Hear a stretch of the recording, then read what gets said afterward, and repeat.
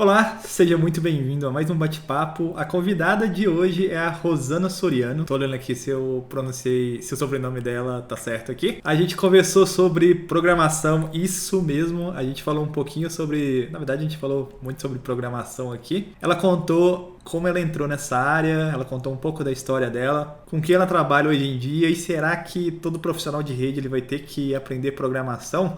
Então vamos tentar descobrir isso aqui nesse bate-papo. Tá muito legal, galera. Só que antes de começar, estão abertas as inscrições para o meu treinamento Risco Zero CCNA e CCNP, o melhor treinamento de redes do Brasil, modéstia à parte. Acesso vitalício, garantia de 30 dias. Se você não gostar, você pode me pedir lá que eu devolvo o seu dinheiro desse período de 30 dias. Tem também a garantia Risco Zero, que é aquele modelo ali de treinamento que caso você não seja aprovado no exame de certificação, eu devolvo integralmente o valor que você investiu no treinamento. Acesse gustavocalau.com.br e garanta a sua vaga. Eu sempre quis falar e garanta a sua vaga. E agora roda a vinheta e vamos aqui pro bate-papo.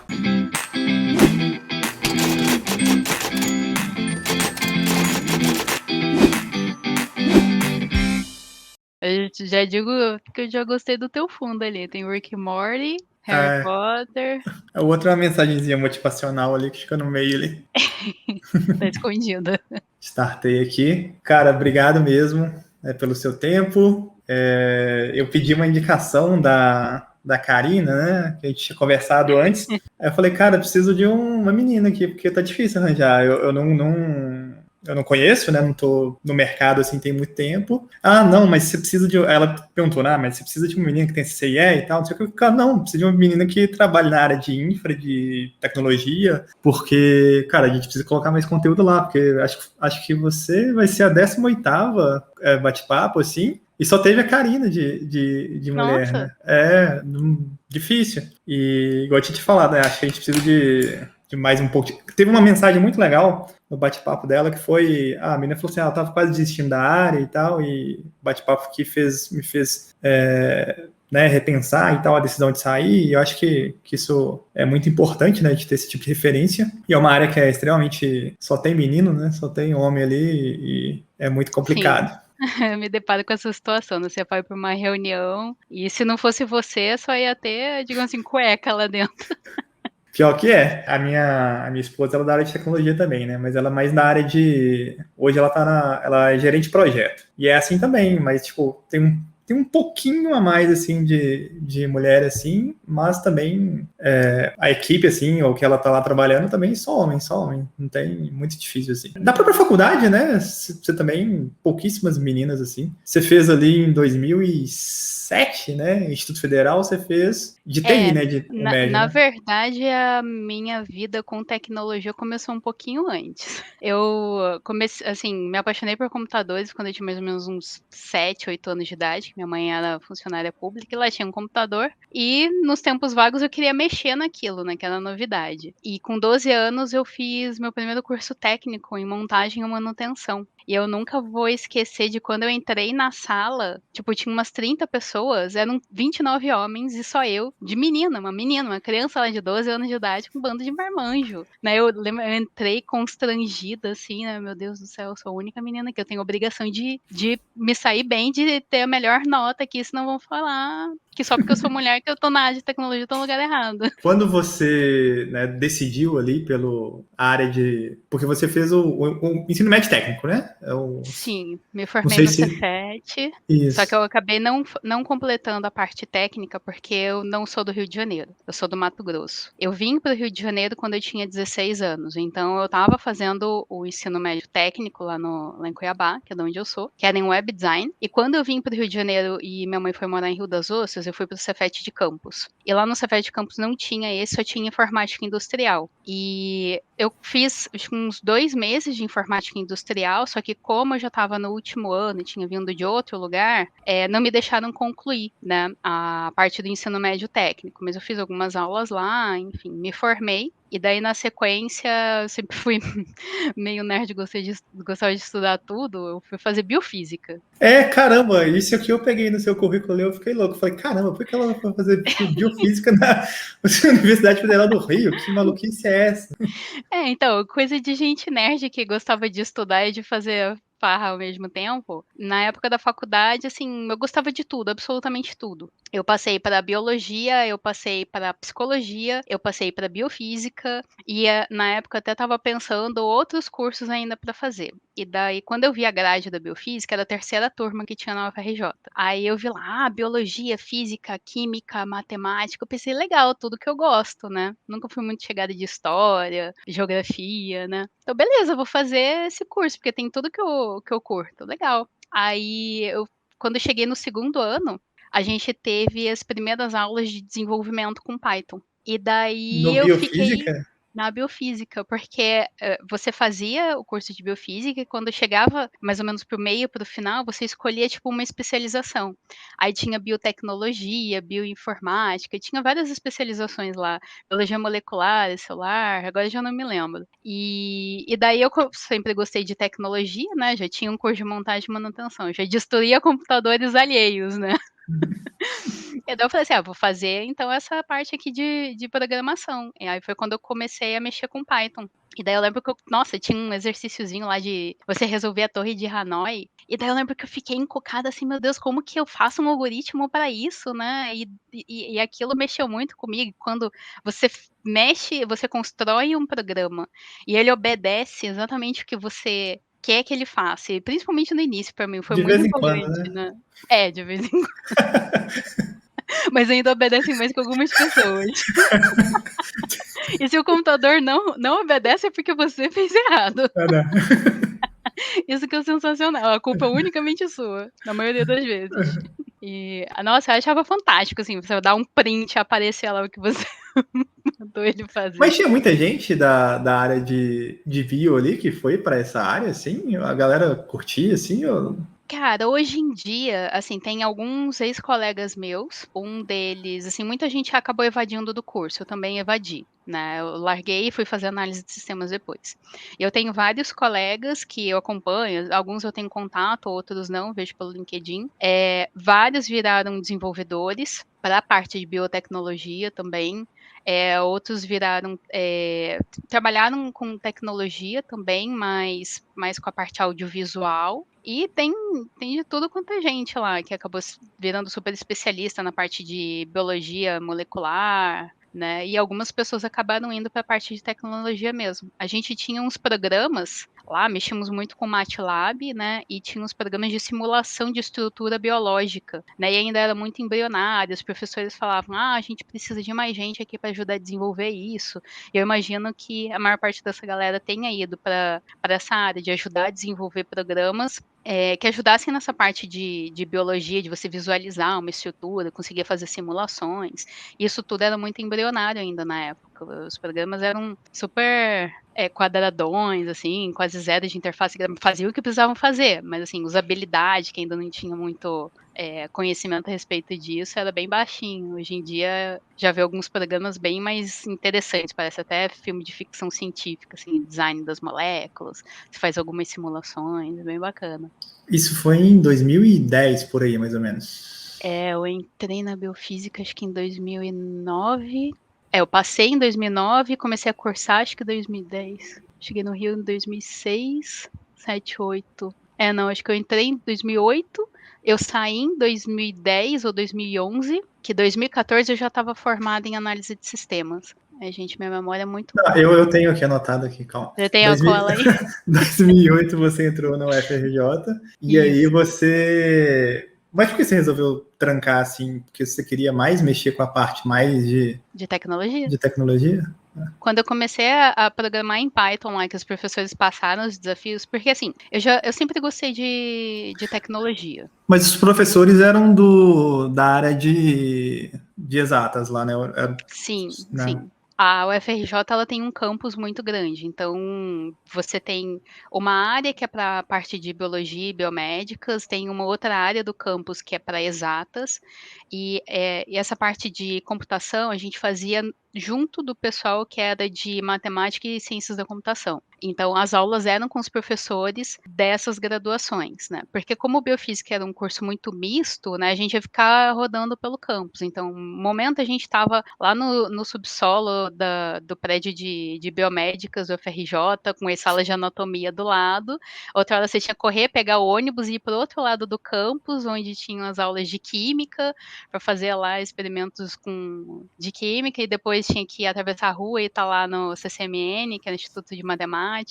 Como que chama aquele negócio que esteriliza lá os equipamentos lá de biologia? É o As autoclaves? autoclaves, né? Aquele negócio é muito fedorento. Eu fazia curso técnico e tinha de telecom e tinha de biotecnologia no SESI Senai aqui. Aí a gente brincava lá na época que quando eles ligavam o autoclave lá, a escola inteira...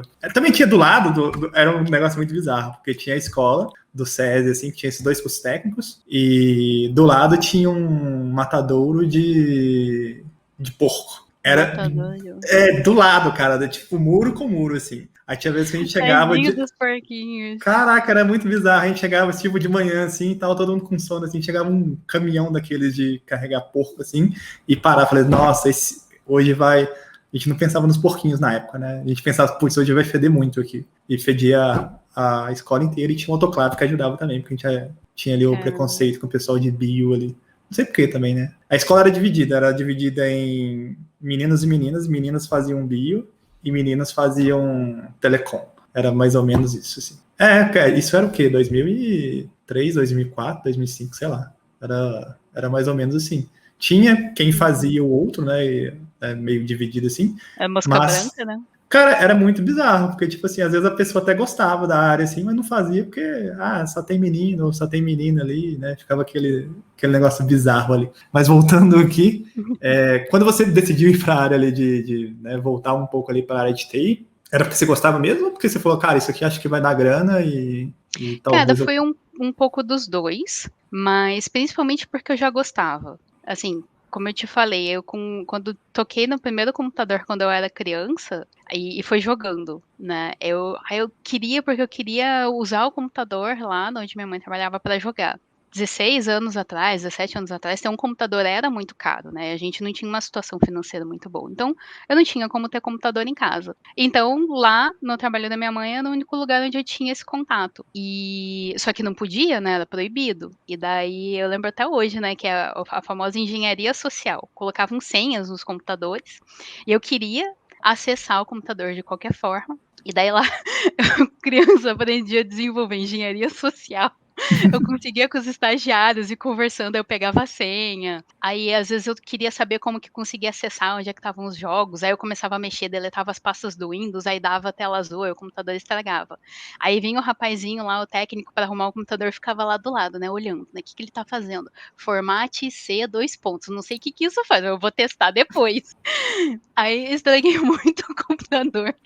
Esse negócio do computador não ser acessível, né? O meu primeiro computador foi acho que 98, 99 e meus pais também não tinham como comprar, assim. E aí, na cidade que eu morava, uma cidade vizinha aqui, Belo Horizonte, teve um evento na cidade que foi o McDonald's chegar na cidade. E aí o McDonald's chegou na cidade e eles fizeram um concurso cultural que era, tipo, você ia lá fazer um desenho de, sei lá, minha mãe tem um pôster até hoje, assim, e aí eu ganhei esse concurso de desenho, assim, de criança, sabe? E era um computador, eu lembro até hoje, era um K62, com 32 MB de memória, e era o top, assim, na época, era um computador muito bom, assim, aí foi o primeiro computador que a gente teve lá em casa, assim, foi esse, tipo, e aí que, né, teve contato ali, que antes eu só mexia também, assim, muito esporádico. Tinha um cursinho que eu fazia que tinha um computador lá para todo mundo. E aí eu chegava bem mais cedo, assim, para ficar jogando Doom, assim.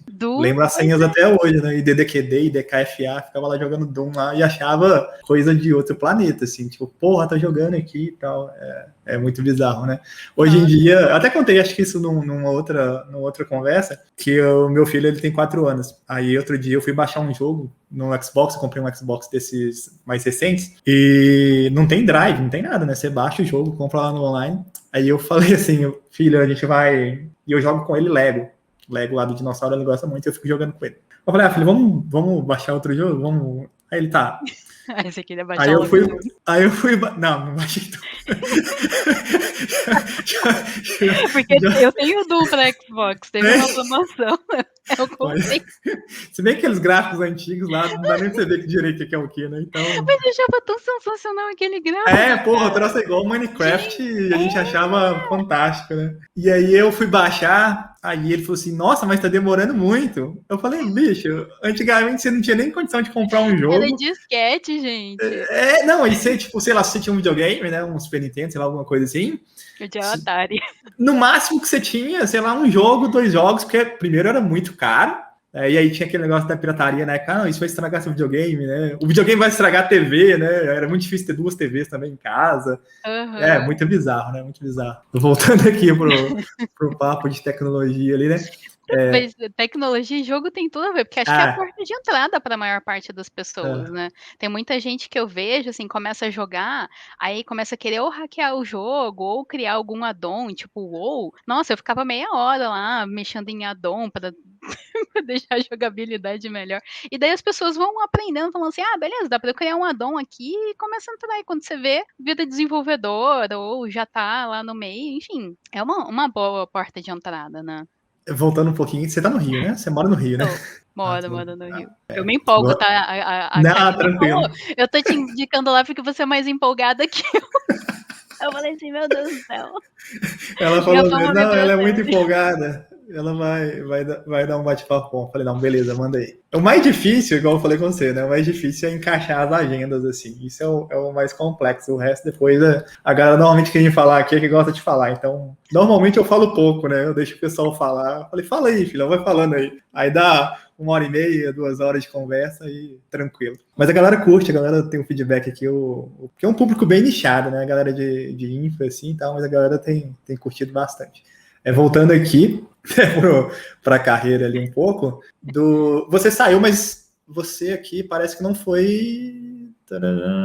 Você não foi direto. Ou você foi direto já fazer o tecnólogo? Não, eu saí da biofísica, acho que eu dei no máximo uns 6 meses de férias, e daí fui direto pro tecnólogo. Aí você fez análise de desenvolvimento de sistemas. Isso, análise de desenvolvimento de sistema. E aí, foi legal? Cara, eu gostei bastante. Assim, foi um curso extremamente prático, mão na massa, né? Eu me formei na Unicarioca, aqui no Rio Comprido. E é interessante porque eu saí da federal, né, e fui para uma particular. E, assim, no início você meio que tem um pouco de preconceito. Ah, os professores não vão ser tão bons, assim. Mas na época que eu escolhi ir para a Unicarioca, ela tinha a melhor nota do estado para o curso de análise e desenvolvimento de sistemas, dentro das particulares, né? E eu tive alguns professores que eram professores do IME.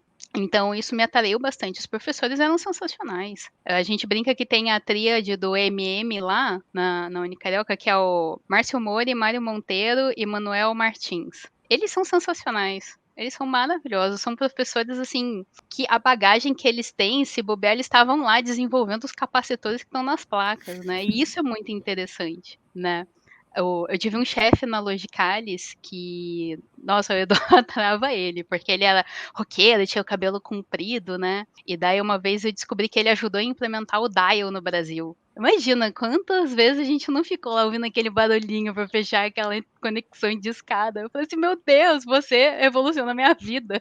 Que eu ficava lá de madrugada baixando procedimento, assim, tutorial que mal existia de front page para você fazer algum HTML, alguma coisa. É muito bacana. Normalmente também na instituição privada tem muito professor de mercado também, né? Acabo que, e como era um curso, né, mais mão na massa, né, tecnólogo ali, uma graduação tecnológica, a galera curte muito porque é um curso um pouco menos extenso, né? E também tem muito professor de mercado, né? E Uhum. aí, às vezes, os caras de mercado também, o cara tá lá o dia inteiro apanhando na empresa, ele passa um conteúdo ali um pouco mais direcionado para aquilo que talvez você vai realmente mexer, né? Na prática ali. E você colocou lá no seu LinkedIn que você também trabalhava ali consertando computador, né? Um tempo ali, você ficou, muito tempo, né? Você pegava o computador da galera aí, formatava, trocava drive, aquelas paradinhas que tinham há muito tempo atrás, que hoje quase ninguém faz, né? Hoje, Nossa, eu já instalei processador que você tinha que fazer o cálculo do clock e botar jumper para você setar na placa-mãe. Eu aprendi assim, né, na verdade. Foi no curso lá que eu fiz, quando eu tinha 12 anos. o meu primeiro curso também na área de tecnologia também, que não era nem tecnologia, né? Era informática, né? Não chamava tecnologia. Informática. Montagem e Informática. manutenção de computadores. Eu fiz também Na verdade, antes eu tinha feito um de Office, né? Tinha curso de Office também, tinha feito um de Office bem molecão lá. E era um convênio que tinha. Ah, não lembro, era bem pequeno. Eu era bem, tipo, criança, assim, quase, e a galera toda adulta, assim, na sala, né? Era um convênio que tinha lá com um negócio lá do sindicato, dos professores lá que minha mãe trabalhava, e ela conseguiu me colocar lá na faixa, assim. E aí você, né, ficou esse período aí trabalhando por conta, assim, mas também em 2012 você fez iniciação científica, né, que é uma parada mais acadêmica, né, ou não? Uhum.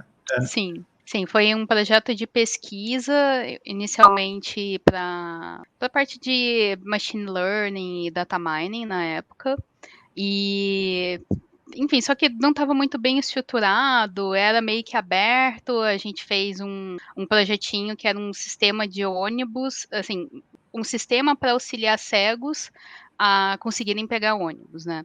Então a ideia era ter um emissor nos ônibus, queria se conectar via Wi-Fi, que seria um protocolo mais barato, que era mais acessível na época. Eu não conhecia muito bem de telecom, mas a gente achou inviável ter uma linha, né, um chip dedicado para cada ônibus, né, e o Wi-Fi seria mais barato, você não teria que ter essa linha, etc. E daí, conforme o ônibus ia passando pelos pontos, né, ia ter um sensor lá, ele ia fazer check-in, e daí ia ter um aplicativo no celular da pessoa também, pelo Wi-Fi no ponto de ônibus, e daí todos os pontos de ônibus iriam estar se comunicando. E se tivesse uma pessoa com deficiência visual, e ela já deixasse pré-determinado, né, ou via voz, enfim, no celular, a linha que ela está esperando, ele conseguiria avisar para essa pessoa, né, mais ou menos em que altura que o ônibus ela estaria, tipo assim, tá a 3 pontos de ônibus daqui, então o tempo estimado para você pegar ele é X tempo, né. Hoje em dia você tem os aplicativos onde todo mundo compartilha, né, mas na época a gente estava fazendo e testamos, assim, como que se comunicaria, né, testamos até parte de reconhecimento de voz e tradução para linguagem escrita. Hoje em dia você pega aplicativos, né, e vai falando, ele vai fazendo a transcrição no momento. Nossa, foi bem desafiador naquela época, a gente penou bastante. Acabou, assim, conseguimos alguns pequenos testezinhos, assim, válidos, mas a tecnologia na época pra gente era muito embrionária. 2012, isso 9 anos atrás, putz, era uma parada bem à frente do tempo, né? Porque acho que não tinha muita coisa, né? Hoje já tem alguma coisa aqui em BH né, o ônibus, ele fala algumas estações, né, do BRT aqui. Na verdade, todas já são integradas assim, mas tipo, avisa o tempo, né, que falta para chegar e tal, mas no ponto de ônibus mesmo, grande parte tem um negócio de LED, mas acho que não tem som, assim, sem ser o do BRT, assim. Acho que até hoje não tem nada um pouco. Parece tem um aplicativo também, mas eu não sei se tem som. Som acho que não tem. Porque na época a gente queria fazer alguma coisa voltada para inclusão mesmo, né? Porque a gente via como aluno quão difícil às vezes era você pegar ônibus. Se você tá sozinho num ponto de ônibus, né? Eu sou míope, fiz cirurgia corretiva, mas quando eu era mais nova e não usava óculos, era difícil pegar ônibus. Então imagina para uma pessoa que é deficiente visual, se o ônibus, se você não dá o braço, o motorista não vai saber que você está esperando ele, né? Então, se o deficiente visual tá lá esperando e não tem ninguém para dar um suporte para ele, cara, é uma vulnerabilidade muito grande, né? Para mim não soa justo. E ônibus é um negócio muito desgraçado, né, bicho? Eu pegava muito ônibus quando eu estudava, né? Eu fui estudar em uma outra cidade, assim, eu pegava, tipo, dois ônibus para ir, 2 ônibus para voltar. E foi isso durante, sei lá, 3 anos, assim. Fora depois, né? Mas nessa época era o que eu pegava mais busão, assim. Putz, você perder um ônibus é muito ruim, cara. Você correr atrás do ônibus é muito ruim, cara. Você bater na lateral do ônibus é muito ruim. Desesperado, né? Porque você sabe que se Nossa, não todo mundo te pegar, já é. olhando. Teve um dia que eu li, eu tava, sei lá o que eu tava fazendo, E aí uma história de ônibus também, né? Não tem nada a ver com tecnologia aqui, mas é uma história de ônibus. Aí o cara tava contando que ele tava dentro do ônibus e o trânsito tava parado. E aí ele ia precisar pegar um outro ônibus e o trânsito estava parado, e ele viu que o ônibus que ele precisava pegar, o outro ônibus que ele precisava pegar, na verdade o mesmo ônibus, né, a mesma linha que ele estava, o ônibus estava cheio, só que a mesma linha que ele estava, tinha um ônibus atrás por causa do trânsito, né, e juntou ali 2 ônibus que fazem o mesmo trajeto e ficou perto. E como ele tinha lá uma integração lá, ele não ia pagar para pegar o que estava atrás. E aí ele resolveu descer do ônibus, ele pediu para o motorista abrir a porta, porque ele sabia que tinha um ponto um pouco mais próximo. E aí ele gritou pro motorista abrir a porta, o motorista abriu a porta, ele desceu, todo mundo do ônibus ficou olhando ele, aí ele foi pro ponto para esperar o ônibus, né, que ia chegar, só que aí ele distraiu, olhando no celular, ele foi e pegou o mesmo ônibus que ele tava. E aí na hora que ele entrou no ônibus, todo mundo assim, cara, o que você tá fazendo, sabe? E ele, tipo, entrou, aí quando ele percebeu, ele fingiu que nada tinha acontecido. Ele entrou e voltou pro que ele tá. Aí eu lembrei dessa história aqui de ônibus, mas não tem nada a ver com o nosso papo aqui, mas foi só porque é uma história engraçada. Não, muito engraçado o nível de distração da pessoa. Como uma pessoa consegue ficar preocupada em trocar de ônibus e se distrair com isso ao mesmo tempo. É porque na nossa época não tinha celular, né? Não tinha smartphone, assim. Celular tinha, né? Mas smartphone, assim, que você tinha tudo ali, internet, não tinha, né? Tinha no máximo ali um Nokiazinho ali com jogo da cobrinha, Jogo da cobrinha.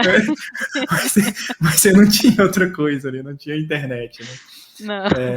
Mas em 2013 você começou o estágio na Logicalis, né? E o estágio lá era com o que você começou lá? Era genérico, assim? Depois você escolheu uma área e... Então, quando eu estava fazendo a minha entrevista de estágio, eu lembro que tinham 2 vagas. Uma era para redes e outra era para a disciplina na época de gerência de redes. E eu fiz a entrevista com a Paulinha do RH, né? E na época o Léo Hideki, que também é CCIE. Né? E eles conversaram comigo, né? Eu, empolgada do jeito que a Karina fala, mexi as mãozinhas bastante na época. E daí o Léo me perguntou assim, o que você gosta mais, né? Que o teu curso tem desenvolvimento aqui, né? Ou de redes? E eu fui bem transparente com ele. Eu falei assim, eu gosto de tudo, né? Eu adoro tecnologia, né? Então eu gosto de tudo. Eu prefiro deixar para vocês que têm mais experiência vendo quem eu sou aqui, o meu perfil, escolher um lugar para qual dessas 2 vagas eu me encaixo melhor. E daí eles me colocaram na disciplina de gerência de redes. Então eu comecei a estagiar com gerência de redes, né? E a disciplina mudou de nome, agora é Software Applications. Temos também ainda as disciplinas de rede, telecom, né, lá na Logicalis, mas eu sempre fiz parte da disciplina, digamos assim, mais voltada para integração de software, né, não necessariamente a parte de redes. Mas como eu sempre trabalhei com gerência de redes, e o meu primeiro grande projeto, assim, que eu atuei até como estagiária, foi em grande operadora, acabei conhecendo um pouquinho do mundo de redes, mas sempre trazendo essa minha bagagem do curso de desenvolvimento. Tanto é que quando eu estava ainda estagiando, né, assim, o Hideki até me zoava falando que eu era estagiária sênior, porque eu não gostava de ficar sem fazer nada. Então, assim, eu fazia as coisas que eu tinha que fazer, aí eu ia falar com outra pessoa para ver se eu caçava alguma outra coisa para fazer também. Então, já fui com a Karina na Oi para fazer um teste de NAT, e já fui para a TIM também para fazer uma parte na época, acho que era do 3G ainda, que estavam fazendo lá. Aí, e eu sempre tive esse pezinho em desenvolvimento, né? E na época o meu chefe tinha falado, você que gosta de desenvolver, estuda TCL. Eu comecei a estudar TCL, comecei a fazer alguns robozinhos de automação, para tirar informação de e-mail, para automatizar alguns cadastros, né? Tinha uma plataforma de gerência que eu comecei a mexer dentro de um dos nossos clientes, e essa plataforma ela administrava na época 6.000 elementos da rede de acesso e core móvel. né? Então, assim, era muita coisa que tinha que ver, tinha todo um cadastro específico, porque essa plataforma, ela, digamos assim, virtualizava os elementos de rede dentro dela, então você tinha que fazer um balanceamento de como você ia cadastrar.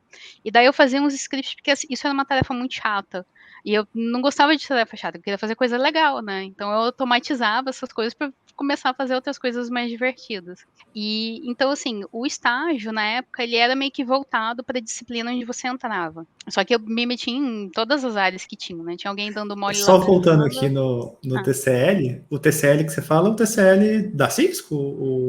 O TCL é da Cisco, né? Ou não, eu tô enganado? não, o TCL, ele Não? é uma linguagem aberta, ele não é Ah, é aberto? proprietário. Sim, até onde Eu eu saiba, achava que assim. ele era. Eu achava que ele era Ele da. é embarcado nos roteadores da Cisco. Eu fui descobrir Isso. isso depois.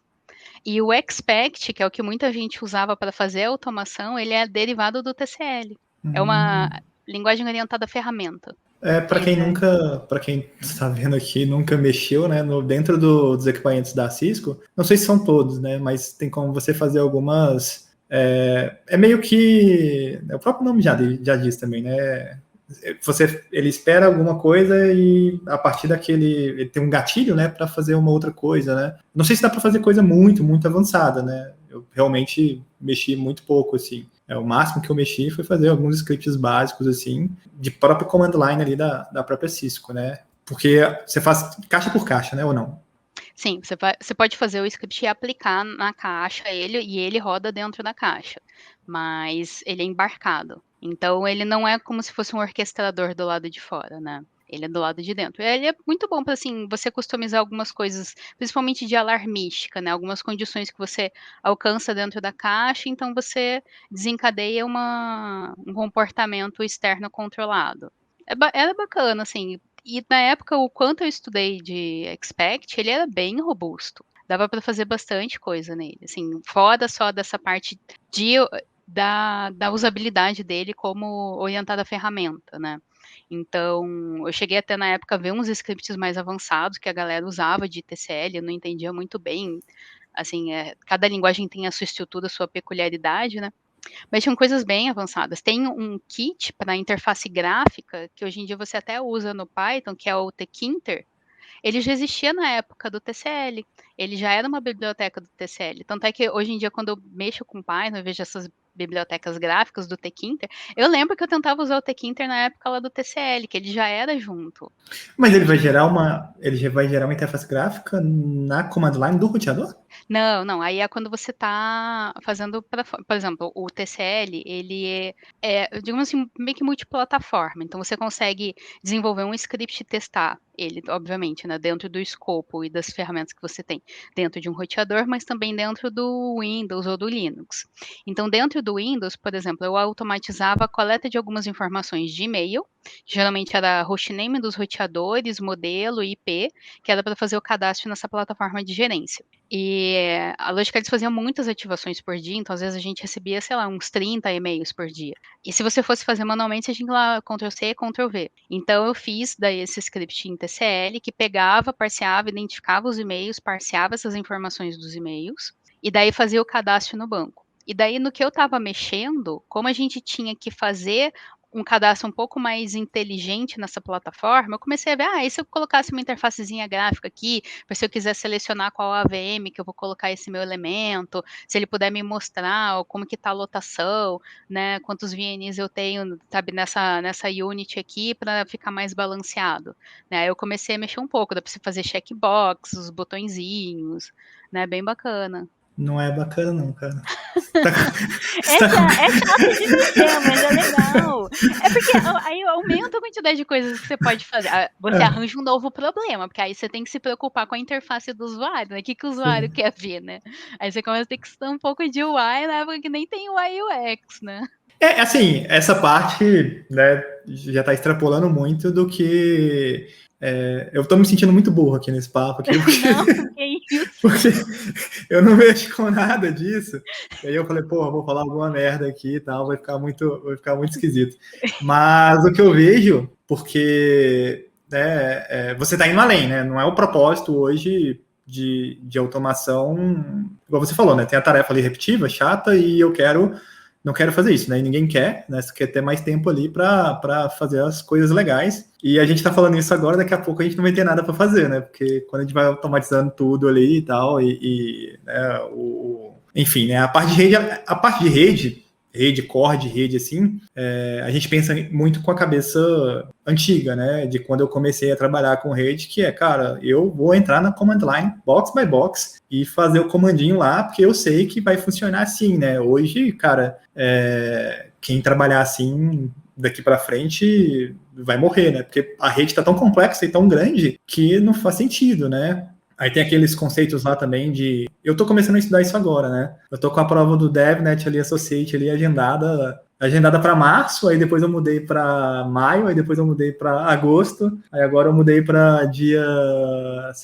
1º de outubro agora. Agora eu acho que eu vou fazer. Mas enfim, né? Precisando de ajuda, só chamar. Ah, obrigado. Mas ela é tranquila, não. Não, sim, eu peguei o livrinho lá, né, o guia oficial e tal, falei, não, isso aqui eu acho que é tranquilo. E aí eu tô lendo também aquele tá até aberto ali na mesa ali, é o Programmability Fundamentals, alguma coisa assim.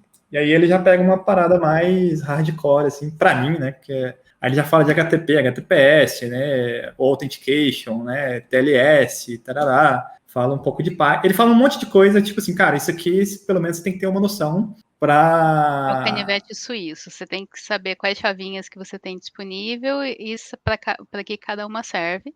E quando você sentir que tem a necessidade, você saber usar. Pelo menos saber que existe, né? E é até uma pergunta, né? Voltando aqui um pouco, né? 2013 ali, você estava ali no seu período de estágio ali, e aí você foi efetivada, né? Um ano, né? Não demorou tanto, né? Foi efetivada ali, e aí, primeiro, né? Como é que foi a sensação dessa efetivação? Se você já esperava ou não? Porque tem empresa que eu já trabalhei, porque nunca se sabe se o cara vai ser efetivado ou não. Chega lá, o cara, não, beleza, cara, não precisa voltar amanhã, não. Tranquilo? Né? Estágio é meio assim, né? E tem empresa que o cara vai te dando uma esperança, e não, beleza, e vai rolar e tal. E tem outras que não são. Não sei como é que foi para você essa sensação, assim, essa experiência. Lá na Logicalis, eles falavam assim que geralmente todo mundo ficava e cumpria os 2 anos de estágio, né? Dificilmente alguém saía antes, mas também, pelo menos na época que me passaram, assim, eram poucas as exceções que eram efetivadas antes. Então, mas que provavelmente, a não ser que você tivesse uma incompatibilidade muito grande, você não seria efetivado depois de 2 anos. Mas eu recebi o convite para ser efetivada com menos de 1 ano de estágio. Então, para mim foi ótimo. Eu fiquei muito feliz, porque eu tive feedback das pessoas que estavam trabalhando comigo na época, né? De vendas, eles viam as habilidades que eu tinha para o projeto que eu estava atuando, né? E que eu iria ajudar muito se eu fosse efetivada e conseguisse contribuir com as horas cheias, né? Porque o estágio tem muita restrição. Então, eu fiquei muito feliz, porque era como, para mim, significou assim, cara, você é boa, sabe? Você não é só mediana, você é boa. Se eu fosse mediana, estaria entrando com normal depois de 2 anos, o que não é ruim, muito pelo contrário, mas me deu uma massageada no ego que foi bacana. Aí você ficou, tô rica, né? Agora... Todo estagiário pensa isso, né? Cara, putz, ganha aqui, Olha, quando eu entrei R$200, vai dobrar, triplicar meu salário, agora, putz, agora acabou, cara. Ninguém me segura, né? Quando eu entrei como estagiária, um passo antes, né? Eu já trabalhei como vendedora. A primeira vez que eu trabalhei como vendedora e eu recebi, assim, no final de uma semana, tipo assim, o dinheiro da passagem e o dinheiro do lanche, que eu nem sabia que você ganhava vale-refeição. Tipo, tinha dado R$50. Eu já fiquei assim, meu Deus, tô rica, tô ganhando R$50 por semana. Então, cada etapa foi assim, o estágio, nossa, eu tô rica. Meu primeiro estágio eu ganhava, acho que R$600 por mês. Meu Deus, é muito dinheiro. Se for pensar até que às vezes é uma grana que é boa, porque o salário mínimo também, naquela época também, era Sim. meio equivalente, né? Assim, o bom do estágio é que você não tem desconto nenhum, né? Não tem, né? Vem O líquido e o bruto ali é a mesma coisa. Aí, putz, você vai efetivar, você fala, cara, beleza. Aí vem o seu primeiro contra-cheque, vem lá, desconto X, desconto Y, desconto. Eu falei, porra, velho, né? Caramba, se eu soubesse, preferia ficar estagiário ali pra sempre, né? Não, e pior, quando eu recebi o primeiro contra-cheque, eu ficava assim, meu Deus, não, deixa eu fazer as contas aqui, não é possível, tem alguma coisa errada. Aí eu Até hoje fiquei eu lá, faço, né? Até hoje eu falo, não é possível, essa alíquota aqui do IR, 27,5%, não, tá caramba, vocês estão errado, gente. malucos. O sistema aqui tá errado. Isso aqui não faz sentido, não. É, vai virar aqueles anarcapitalistas lá, imposto é roubo, né? Não tem que ter imposto, né? Eu falei, beleza, cara. Você já morou num condomínio? Você já tem síndico, cara, né? Imagina se não tiver ninguém para controlar nada. Mas enfim. Pois é, né? Como se todo mundo fosse autogerenciável, né? O É, grande galera. desafio do time ágil, né? É o elefante, a mosca branca que todo mundo quer, né? A pessoa auto-organizável, autogerenciável, autodidata, auto tudo, né? Ninguém Não, acha, não existe, não existe. Aí eu falei, beleza, você vai construir sua própria fossa séptica lá, porque não vai ter esgoto, não vai ter nada, né? Beleza, né? Então, tranquilo. Mas, enfim. E aí, em 2014, né? Peguei do seu LinkedIn ali, você já meio que trabalha com um termo da moda hoje, acho que é programmability, né? Ou automação, né? Aí tem outros termos que eu nem entendo, né? Que é CICD, SRE, que é mais a parte de DevOps, né? Que aí a Cisco quer colocar Net DevOps, ou DevNetOps, ou DevNet, né? Então tem todos esses termos. Net DevOps, Tem todos esses termos aí, colocar num pipeline e tal. Falei, porra, mano, beleza, né? Ninguém nunca me explicou isso direito, assim, tô tentando aprender aqui, mas eu tô indo bem devagarzinho, assim, para não ficar muito traumatizado. Mas desde 2014 ali, isso já são aí 7 anos, né? Então é bastante tempo, principalmente porque é uma coisa muito nova, porque eu vendo de fora, eu vejo as aplicações, né, quando isso é aplicado e não, e eu até conversei com algumas pessoas já sobre isso, né, e aí eu vejo algumas coisas como telemetria, né, meio que, entre aspas, né, aquele bait lá, pessoal, o fim do SNP, né, mentira, né, não vai acabar, mas enfim, você tem muito mais, você consegue fazer algumas coisas mais tunadas ali com... Hoje, né, eu tava estudando aqui e falei, pô, o Nexus aqui, 9K, não sei se o 7K tem, mas eu consigo rodar um container ali dentro. Eu falei, porra, quando que eu vou usar isso? E aí eu vi que tem a ferramenta já agora da Cisco, né, que é aquele Thousand Eyes lá, que você consegue rodar um container dentro do appliance para ele mandar uma telemetria ali de acordo com... Eu falei, porra, aí faz sentido rodar um container ali mesmo dentro do dispositivo. Só que aí eu falei, putz, mas está muito à frente da minha realidade hoje, né?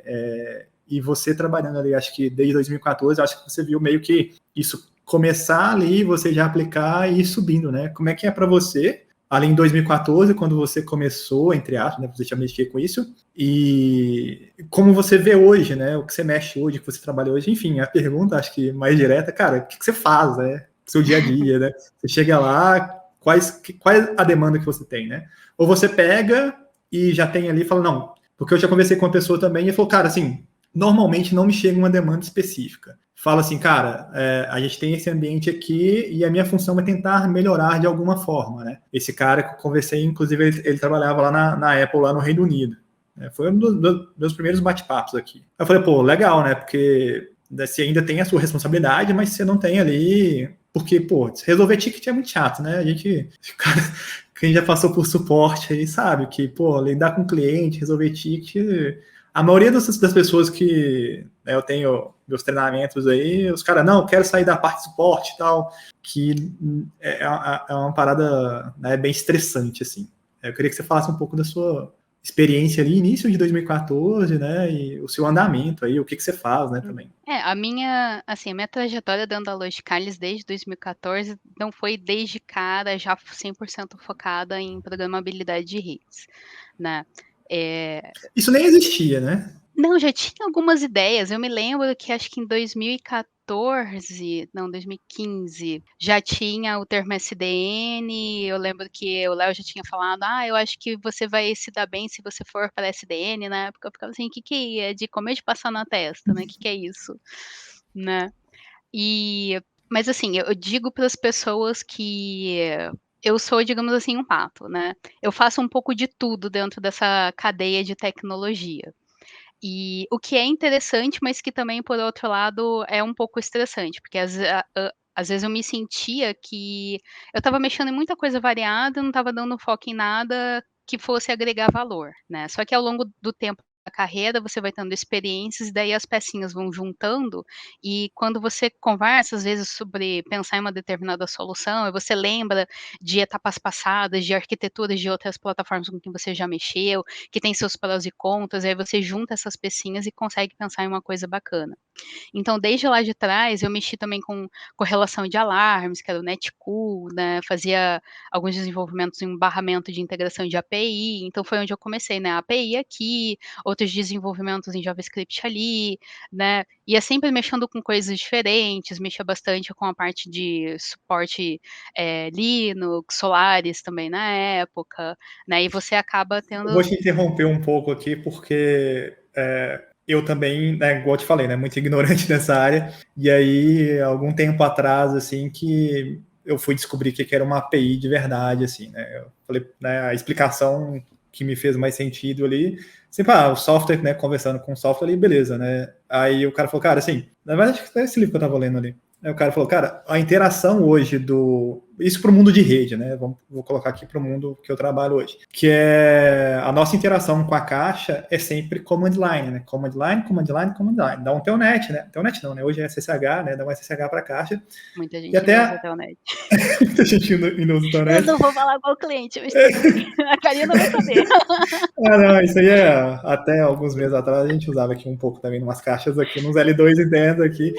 E aí, até eu usei automação para fazer isso, tipo, assim, habilitar SSH nas caixas. Eu fiz um script lá que pegava uma planilha lá, um CSV e, né, acessava, enfim. E aí o cara falou assim, cara, tipo, como é que você vai fazer para ter uma interação de um software com um equipamento de rede, né? Até hoje isso é um pouco complicado porque a grande maioria dos equipamentos que estão em produção não tem uma API, né? Não tem API ali desenvolvida ou que foi ali publicada para um software fazer uma interação com essas caixas. As caixas mais novas, elas já têm. E qual é o benefício disso? Que eu posso escrever meu código utilizando, né? Eu escrever meu código é ótimo, é como se eu fosse um grande programador. Eu escrever... Todo mundo é um grande programador. É só soltar a Mentirosa. fera. Como que eu vou escrever um código? Porque, como eu faço hoje, né? Eu tenho lá, uso esses Python aí com algumas bibliotecas, mas é tipo, eu espero ele voltar, eu entendo o que ele me mandou, né? Que tem ali um jogo da velha, um conf ali, eu entendo que é Você aquilo, entende o eu mando um prompt? comando, um retorno, e aí fica nesse jogo, é como se já estivesse numa. Mas aí você consegue repetir e escalar, né? Porque se é tudo igual, você repete para todo mundo e manda de uma vez. Só que isso é muito limitado, né? Se eu tivesse uma interação com uma linguagem, uma forma de comunicação que fosse direto no software da caixa, Padronizado.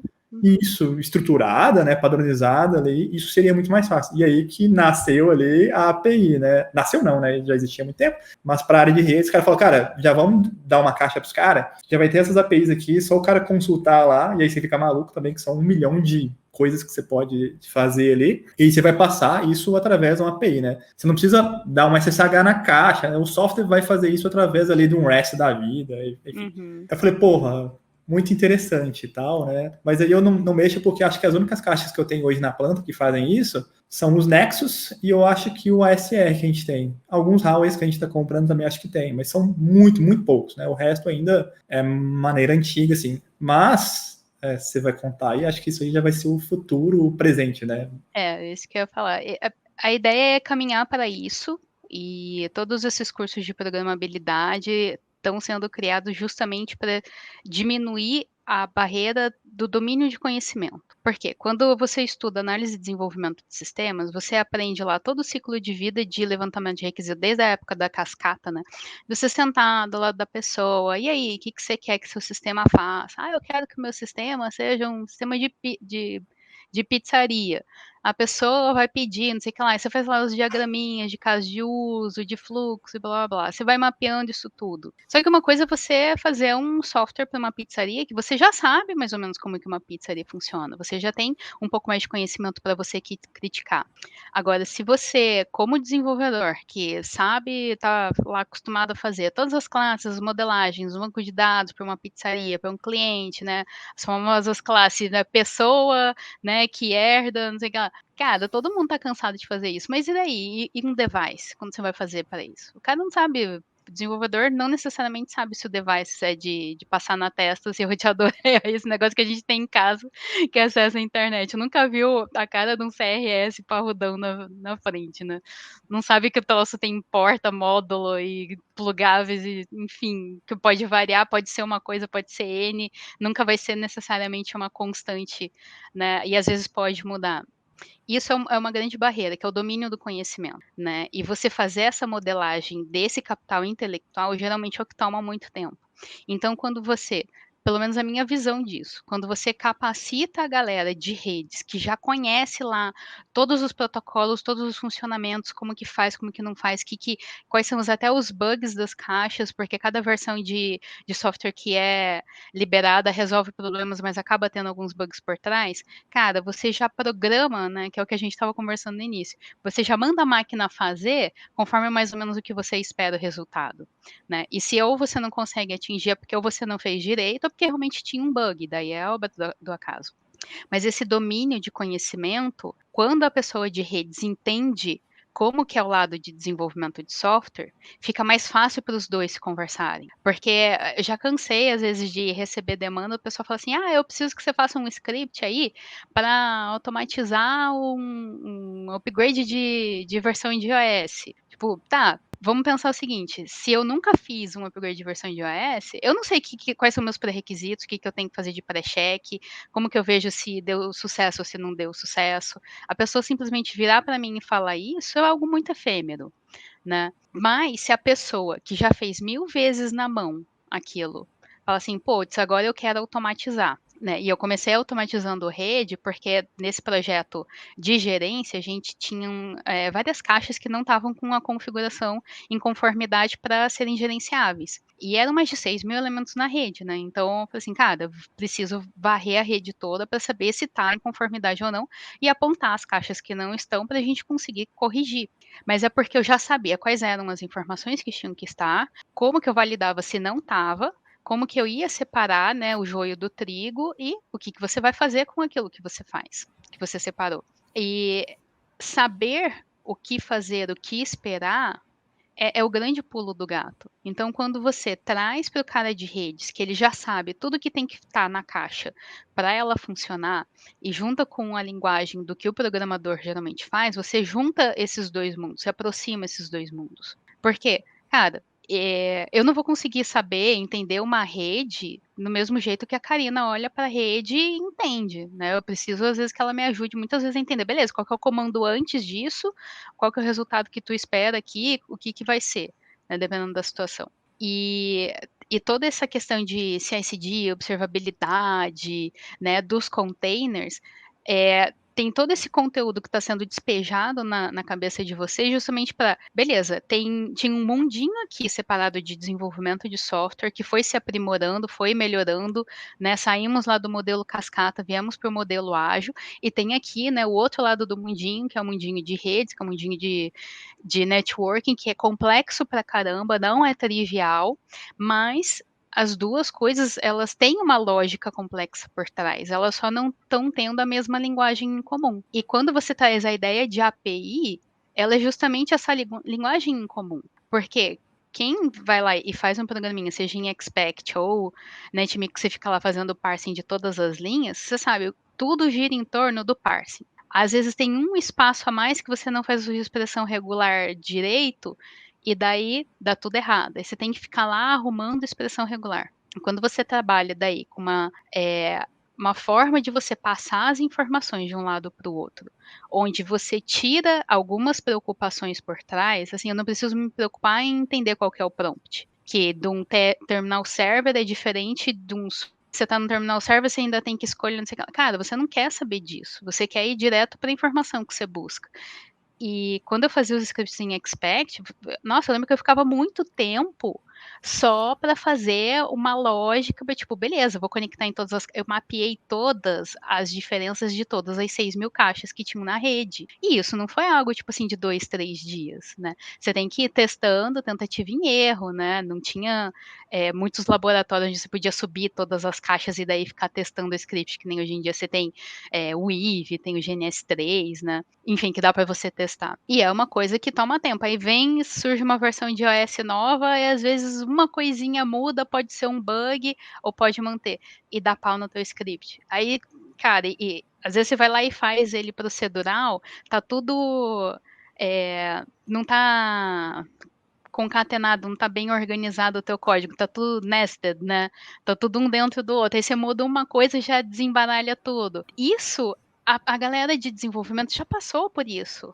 E daí é onde vem daí os novos paradigmas, as boas práticas de desenvolvimento, que é justamente pegar esse sofrimento que a galera já teve, e falar assim, olha, você faz assim, do jeito rústico, vamos aprender o beabá, aí agora vamos aprendendo a elaborar, né? Tem um processo por trás, vamos tentar entender como que a gente analisa mais rápido os requisitos, né? Como que a gente já tenta modelar mais ou menos ter uma ideia do fluxo da sequência das coisas, para onde que a gente vai pegar, o que que a gente vai transformar e vai separar, né? O que que é o nosso model, o que que é o nosso controller para a gente separar as coisas. Então, quando você começa a entender daí que você dá uma responsabilidade específica para cada item dentro do teu ecossistema, fica mais fácil, né? Você não tem todas as responsabilidades dentro de um arquivo de código só. E é mais fácil de você dar manutenção. É mais fácil de você falar assim, cara, eu quero só informação de interface.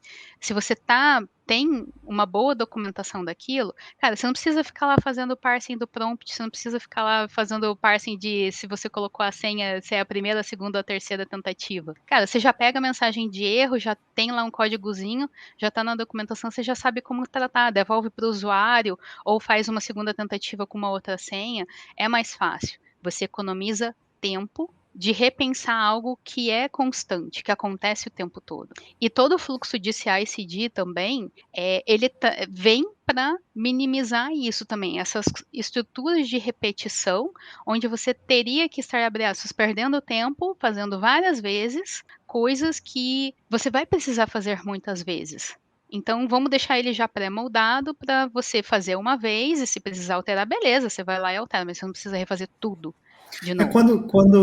Quando eu vejo essas coisas assim, no primeiro momento eu penso na parte de extração de alguma coisa. Enfim, né? Vou tirar um reporte ali de quais versões de caixa eu tenho, ou até mesmo, sei lá, às vezes consumo de uma interface, taxa de erro e de algumas coisas críticas assim.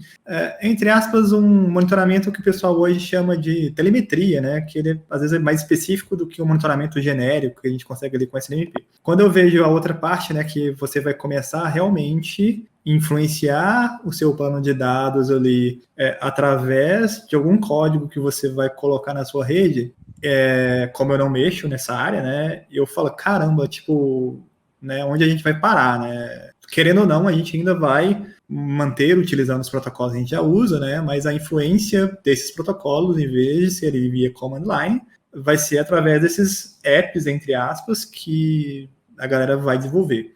E aí fica a pergunta, né, o que é mais fácil? Uma pessoa de dev ir para essa área ou uma pessoa de rede, porque quando eu vejo a Cisco falar sobre isso, né, ela é bem clara.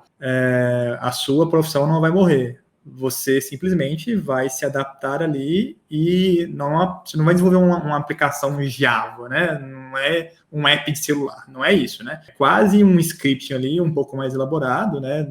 Primeiro nesse início aí quando você começa, depois é lógico que você vai caminhar algumas coisas mais complexas, mas não tenha medo, né? Essa é a mensagem que eles passam, né? Acho que porque é a Cisco, né, que é um vendedor apesar de hoje estar indo muito para software, mas o ramo dela é rede, né? É infra, né? E aí é muito cômodo para ela falar isso, mas é isso mesmo, sabe? É mais fácil o cara de rede ir por esse caminho, ou às vezes o cara de dev, que é devzão lá, essa área aqui, hoje provavelmente ela vai crescer muito mais, né? Hoje acho que ela é ainda bem nichada assim, mas a tendência eu acho que é crescer muito, né? Essa carreira vai ser aí hoje eu ainda tô salvo um pouco aqui, acho que depois isso vai chegar e vai engolir, né? E o cara que não conhecer e conseguir se adaptar ali, aquele profissional de rede, até no próprio cursinho lá do DevNet, lá da Cisco, né, curso gratuito que tem lá, vou colocar o link aqui na descrição, eles falam, né, as idades lá, né, a idade da pedra, a era de bronze, né, a era lá, e fala mais ou menos isso, né, e no final ele fala, cara, escolha o segmento aqui para você começar a estudar, aí tem lá Linux Skill, Python, né, só que ainda o cara ainda tem que entender de modelo OSI, rede, OSPF, BGP, e você meio que entrou, isso eu falando aqui de fora, não sei se foi assim, você entrou meio que o contrário, né? Você tem a base de dev, né, mais sólida, e foi aprender rede aí dentro, né? Ou não? Sim, o meu caminho foi exatamente esse. A minha formação é análise e desenvolvimento de sistemas. Então, tudo que eu vejo, assim, eu sempre fico pensando, como que eu faria um script para automatizar? Eu sempre me preocupo muito com, quem vai usar esse meu script? Vai ter um menuzinho? A pessoa não é obrigada a abrir meu código e entender ele, até porque isso é um grande desafio do desenvolvimento, né? Você tem N formas de fazer a mesma coisa, muitas vezes.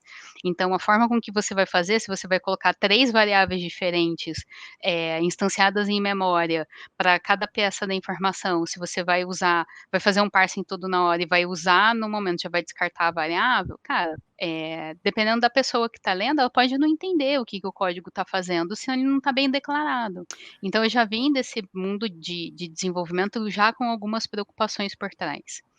E a respeito da pergunta que você me fez, né, sobre, né, quem tem mais facilidade de ir para um lado ou para o outro. Eu acabei vindo um pouquinho mais para o mundo de redes, justamente por conta da empresa onde eu tô e dos projetos e do cliente que eu sempre acabei atuando. Provavelmente, se eu não tivesse, mesmo com a minha formação, vindo para a Logicalis e trabalhado nas áreas que eu trabalhei, hoje em dia seria uma desenvolvedora, não sei, talvez .NET, C Sharp, alguma outra coisa, né, Java, com outras coisas em mente, e nem aí para programabilidade de redes.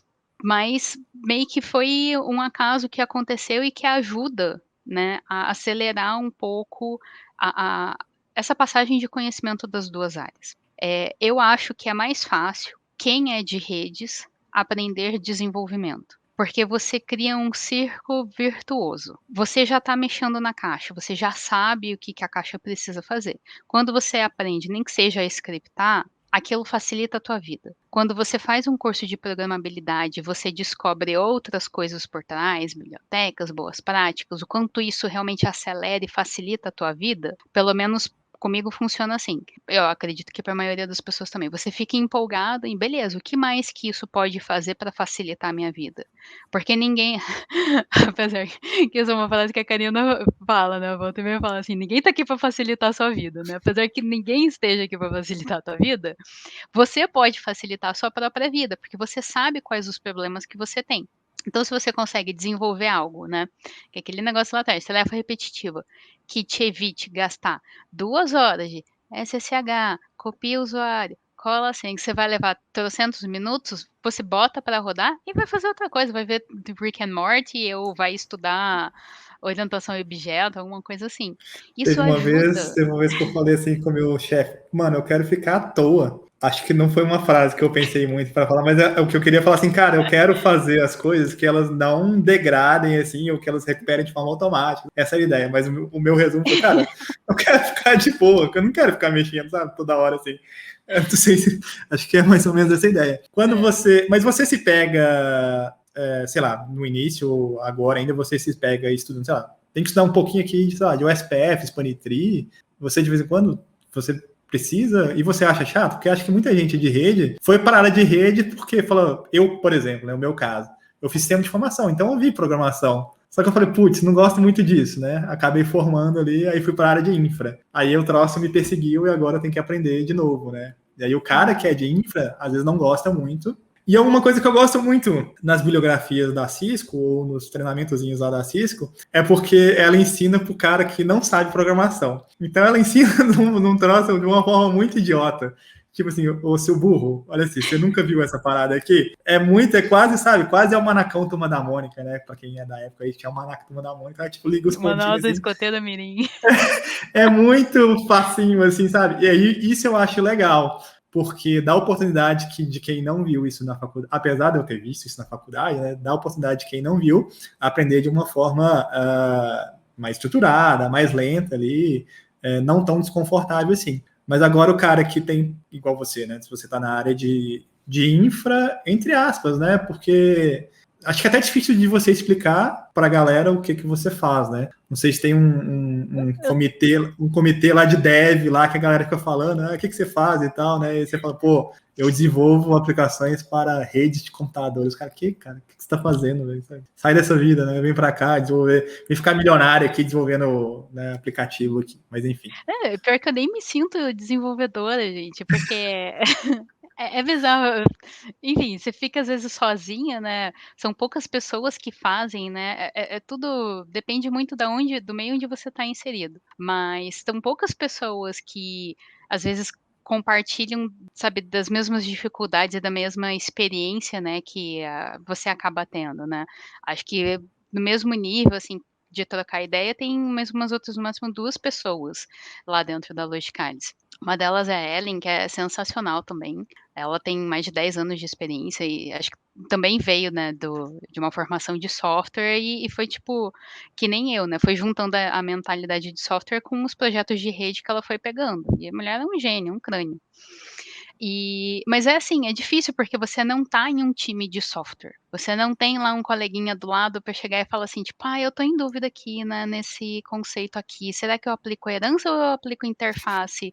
Né? Que é isso? Você não tem ninguém para tirar a tua dúvida, né? Você vai para onde? Pro Google, né? Ou vai ver vídeo e revisa conceito e, enfim, dá seus pulos, né? Você está no Então, nível que você já se preocupa com o desempenho das coisas que você faz, porque o meu nível de programação cara, funcionou, tá maravilhoso, né? pode, pode demorar 2 horas, cara, posso ter que rodar, não precisa de ser paralelo, cara, funcionou, consegui. Você já está no nível mais avançado, né?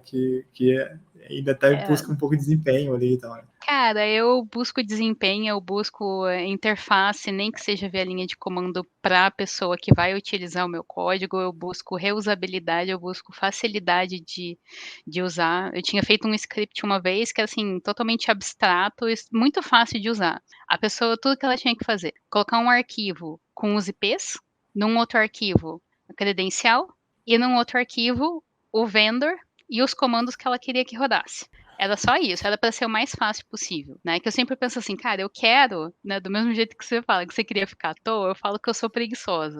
Então eu detesto ter que fazer 2 vezes a mesma coisa. Então eu dou lá, me dedico toda, deixo tudo redondinho para entregar na mão da pessoa e falo assim, pronto, toma que o filho é teu. É facinho de usar, é facinho de operar, sabe? Qualquer pessoa com QI que não seja de ameba vai saber utilizar. Então não precisa vir me perguntar. É assim, faça Não menorzinho, fala isso que a gente está em bonitinho 2000 que e fiz. tem gente que acredita que a Terra é plana, cara. Então, Mas não é. Não, pelo amor de Deus. você não fez geografia lá, né? Você não queria, né? É. Não, mentira, tem um.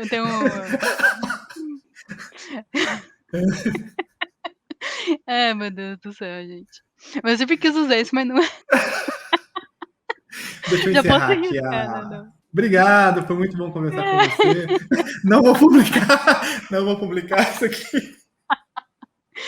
É.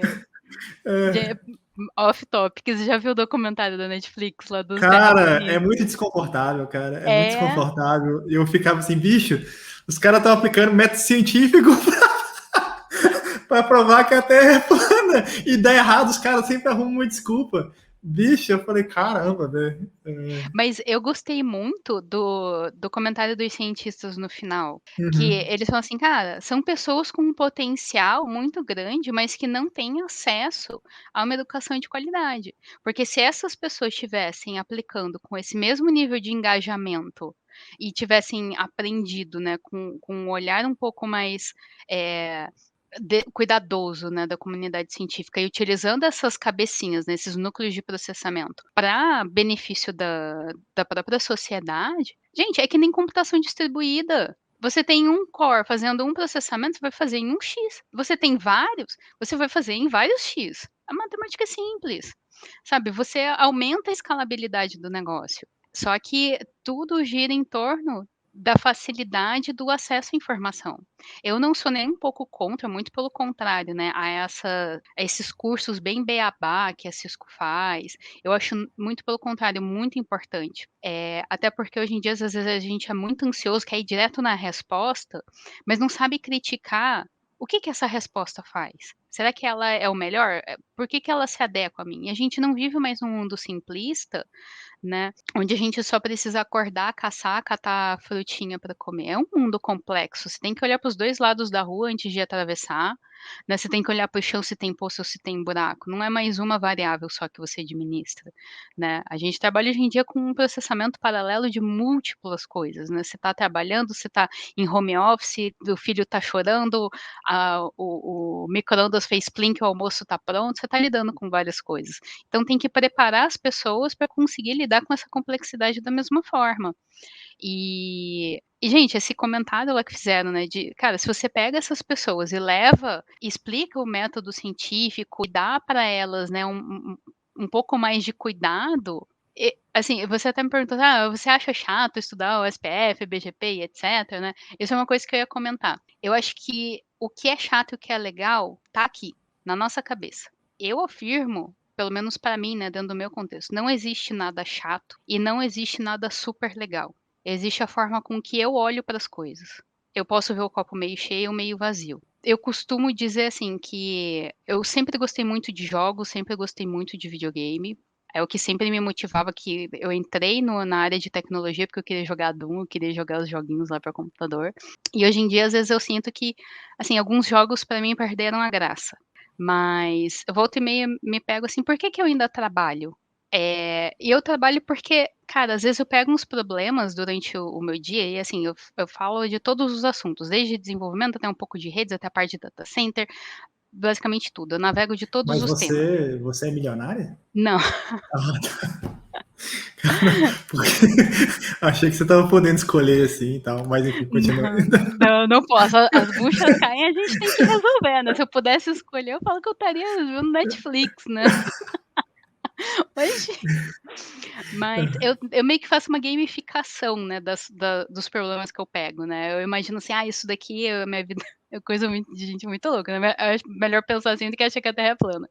Mas eu penso que é tipo como se tudo fosse um videogame, né? E eu tô numa fase, né? Às vezes essa fase é um pouco mais difícil, mas eu sei que quando eu passar essa fase, eu vou ter aquela satisfação de, ai, nossa, consegui. Porra, Então, cara, tipo, quebrar o teclado, né? Te falei, filha. exatamente. Eu sabia que era isso, toma no cu. Era a porra do ponto e vírgula, cacete. 3 dias depois, né? Indentação errada. Pega o teclado e bate na cabeça. E todo mundo assim, caramba, o que ela tá fazendo? Mas eu acho isso divertido. Então. Mas eu estava conversando com um aluno, um dos problemas de qualquer treinamento, curso, inclusive o meu curso, é evasão, né?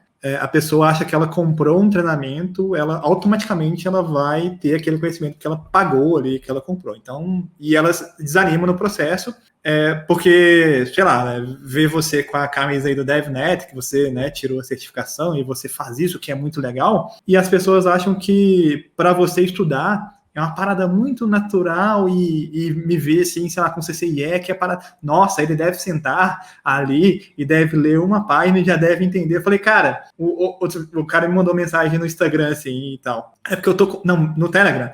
É porque eu tô com uma dificuldade e tal. Eu falei, cara, assim, estudar, cara, na grande maioria das vezes, vai ser desconfortável. É igual você treinar uma atividade física, né? Fazendo a analogia que todo mundo faz. Não é uma parada assim. Em alguns momentos, quando você resolver tal problema, X ou Y, você encontrar uma solução, vai ser muito legal.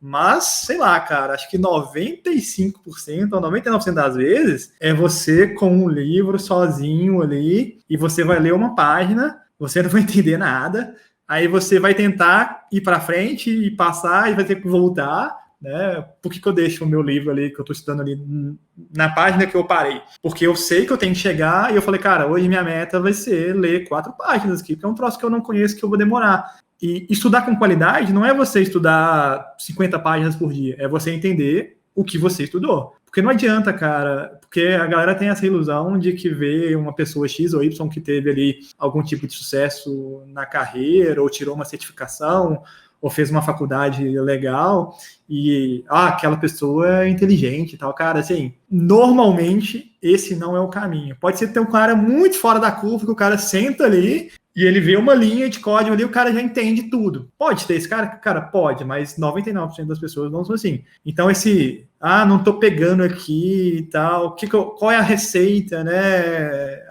Ler o livro aqui em 30 minutos. Cara, assim, não tem, cara. É chato, né? É difícil falar isso, mas é chato, dá dor de cabeça, é trabalhoso.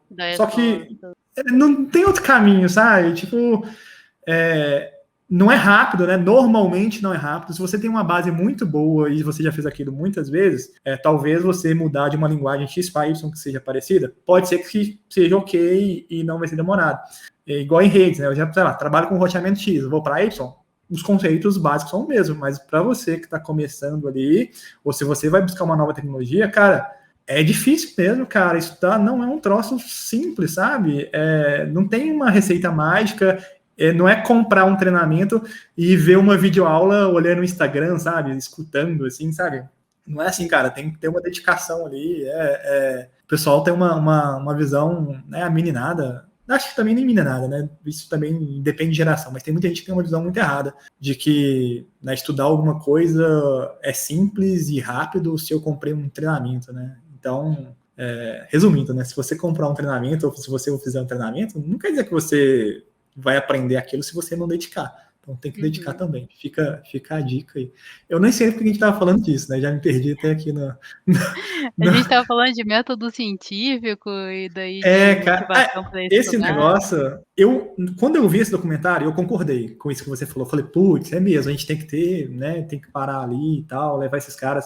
Só que eu vejo uma galera que teve uma mesma formação que a minha, e anti-vax, e não é nem anti-vax, sabe? Mas tipo assim, eu quero tomar a vacina, né? Eu quero tomar a vacina da Pfizer. Por que você está querendo escolher a vacina? Mas eu vou ali na cidade vizinha fazer uma treta, que aí eu vou tomar. E o cara teve a mesma formação que a minha, assim, sabe? E sei lá, cara, o ser humano, ele é extremamente complexo, e aquela conferência lá da Terra plana é tão bizarra, assim, que aí entra no negócio da teoria da conspiração. Eu fui levar meu filho para tirar, porque ele tem 4 anos, para fazer passaporte tem que ser uma foto impressa. E aí eu não tô nem saindo de casa para nada. Tô vendo aqui no escritório, máximo, assim, tipo, até hoje, assim, sabe? E aí eu fui, putz, vou levar lá. Aí eu cheguei, o cara com esse papo de que a vacina foi feita o vírus foi feito pela China, que tem um chip, não sei o quê.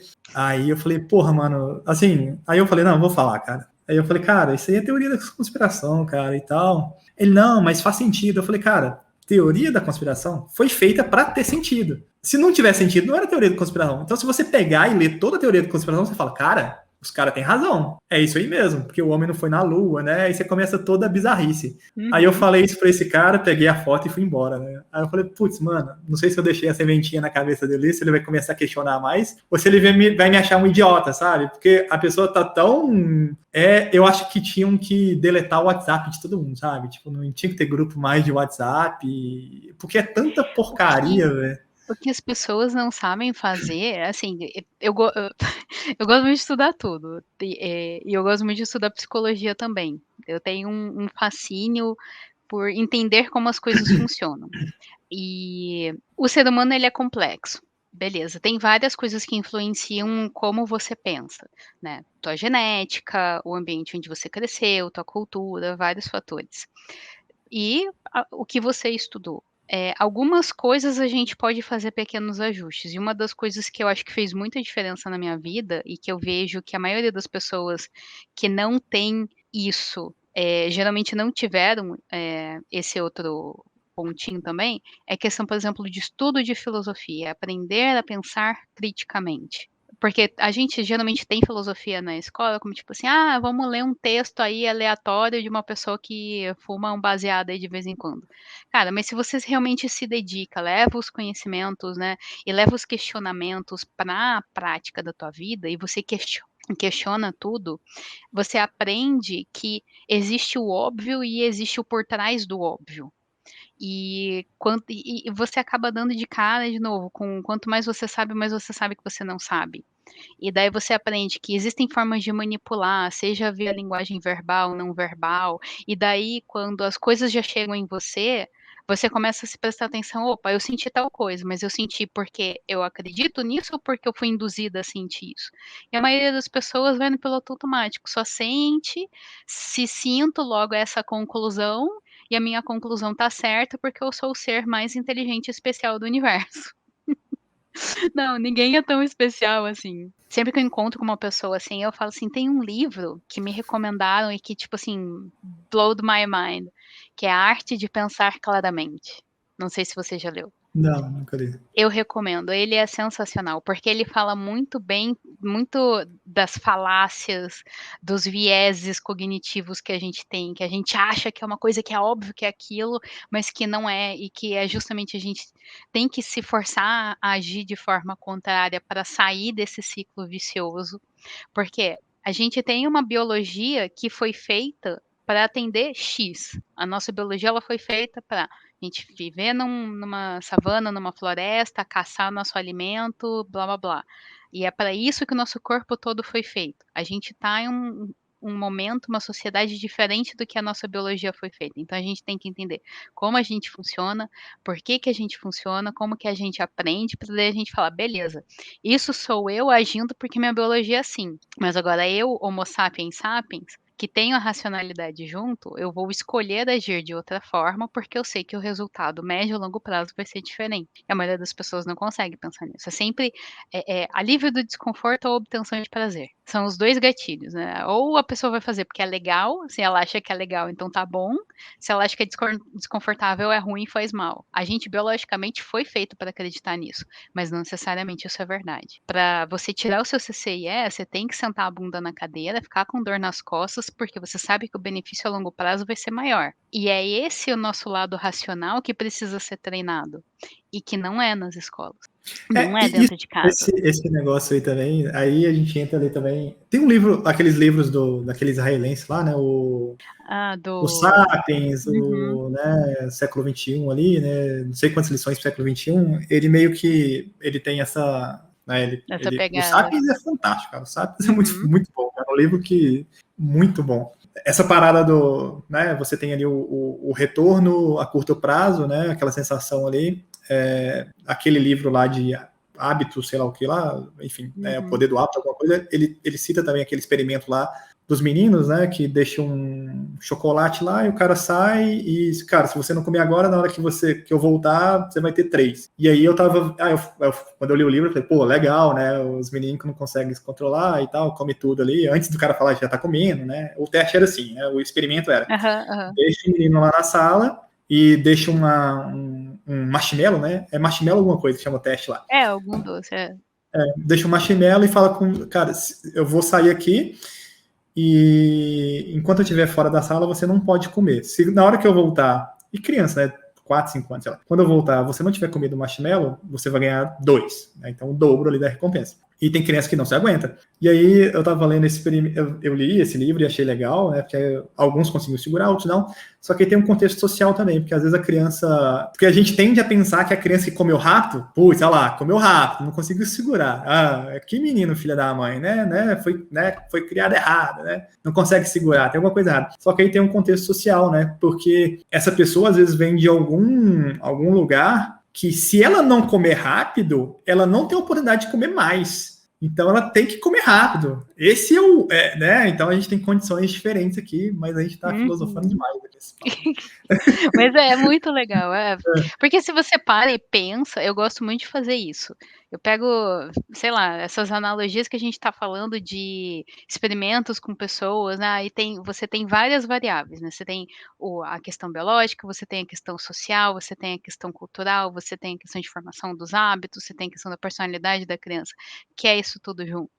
E daí você vai estudar alguma coisa de tecnologia, eu gosto muito de juntar as duas coisas. Por exemplo, quer um exemplo maior de microserviços que os nossos órgãos? Cara, cada Caramba. um tá fazendo a porra lá sozinho, o cérebro não precisa ficar.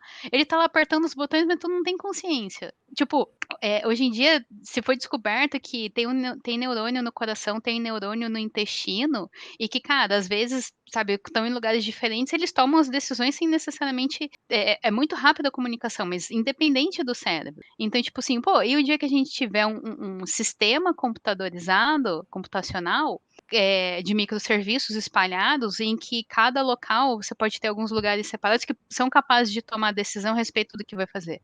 Agora pega essa ideia e aplica numa rede com milhares de nós, né? Que daí ele vai lá e entende como são as adjacências dele. Ele já tem uma interpretação daquilo, ele já tem um algoritmo que ele foi programado para si, isso, então faça aquilo, e ele ainda consegue aprender, e daí você ainda aplica o machine learning por trás, para ele aprendendo qual foi a consequência de quando ele pegou a situação e aplicou o cenário. E daí você vai replicando para isso. Olha o sincronismo da complexidade das Voltando, coisas. aí também, aproveitando esse gancho e voltando aqui para a pauta, que era a pergunta que eu te fiz lá no início, que é como que chegam as demandas para você?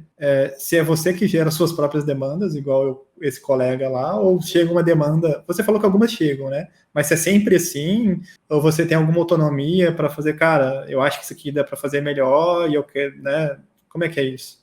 O seu dia a dia, assim. Então, o meu dia a dia é extremamente heterogêneo. Tipo, hoje eu estava no data center fazendo RMA de peça de servidor. No outro dia eu estou em reunião com o cliente discutindo projeto, né? E assim, depende muito da situação, né? Eu tento sempre buscar o seguinte, eu vejo que tem algum problema que pode facilitar ou a minha vida ou a vida de um coleguinha, eu tento aplicar todos os meus conhecimentos da melhor forma, obviamente dentro do espaço-tempo que eu tenho, para desenvolver alguma coisa para ele. Eu ainda não tenho uma demanda, digamos assim, você está aqui parada, né, especial só para fazer X. Eu estou tendo uma demanda nesse sentido recente, mas até então não era assim, fique aí dedicada só para pensar e elaborar sobre esse assunto. Nas próximas semanas eu vou estar ajudando a Karina, né, com uma automação bem complexa que a gente precisa fazer na rede do cliente, que tem várias tomadas de decisão, várias adequações de configuração que a gente precisa fazer, e algumas, assim, que a gente até pensou, putz, tem algumas coisas aqui que eu não sei nem por onde eu começo, você vai ter que entender como está a topologia, para daí aplicar, né, a lógica, validar se a tua lógica vai funcionar ou não, para daí aplicar a configuração, não é algo tão estático assim. Mas geralmente antes era assim, a gente precisa coletar tal informação, precisa aplicar X de configuração. Antes eram coisas pequenas, ou integrar um sistema com outro que consuma uma informação, demete em duas informações e faça Y. Quando eu trabalhava muito com a parte de correlação de alarmes, né, isso era uma coisa bem interessante, porque a gente pega os alarmes via SNMP ou fazia uma query proativa na rede, nos elementos, buscava quem que era o elemento na hierarquia da rede, para daí direcionar se aquele alarme ele precisava de uma medida de atuação na rede, corretiva, ou ia para o NOC para fazer alguma outra ação, ou se podia ser automatizada aquela remediação, ou se disparava uma outra trigger de uma outra sequência de eventos, né? Então, assim, depende bastante do projeto onde eu tô, mas geralmente, assim, os assuntos são bem diversos. Agora, com essa nova demanda que eu vou estar ajudando a Karina, tem também toda uma questão por trás de, que é o que eu já converso com ela. Eu gosto de fazer as coisas de uma forma que, cara, depois eu quero entregar na mão dela, fazer um core do código, né, que é o mais difícil, que é, assim, às vezes o mais chatinho, a comunicação com os devices para você estruturar aquilo de uma forma que fique fácil de você enriquecer se vier alguma coisa nova na rede, trazendo e fazendo uso dos conhecimentos de desenvolvimento, que é o que eu já tenho um pouco mais de formação, para que ela, que já tenha estudado também programabilidade, tenha estudado Python, depois eu apresentar um código para ela e falar assim, olha só, a arquitetura assim, o fluxo dos diagramas é assim. Se você precisar adicionar um novo device que não está mapeado aqui, é aqui que você vai mexer, você vai duplicar isso daqui, vai adicionar tal coisa, ou vou deixar isso daqui mais ou menos automatizado. E para você modificar as informações ou a condição do que você vai aplicar, você vai mexer aqui onde está a lógica do seu sistema. Então, é muito variável, né? Então, enfim, tem momentos que a gente só faz a integração de aplicação e tem outros momentos que a gente junta as aplicações com o que a gente precisa fazer na rede, com outros sistemas também, e não só para redes, né? Eu, às vezes faço scripts para fazer orquestração e automação do parque todo de servidores, né? Que é mais voltado para a parte de data center, que não tem muita relação, digamos assim, com o core da rede em si. É o Como eu acabo DevOps. não deixa de ser.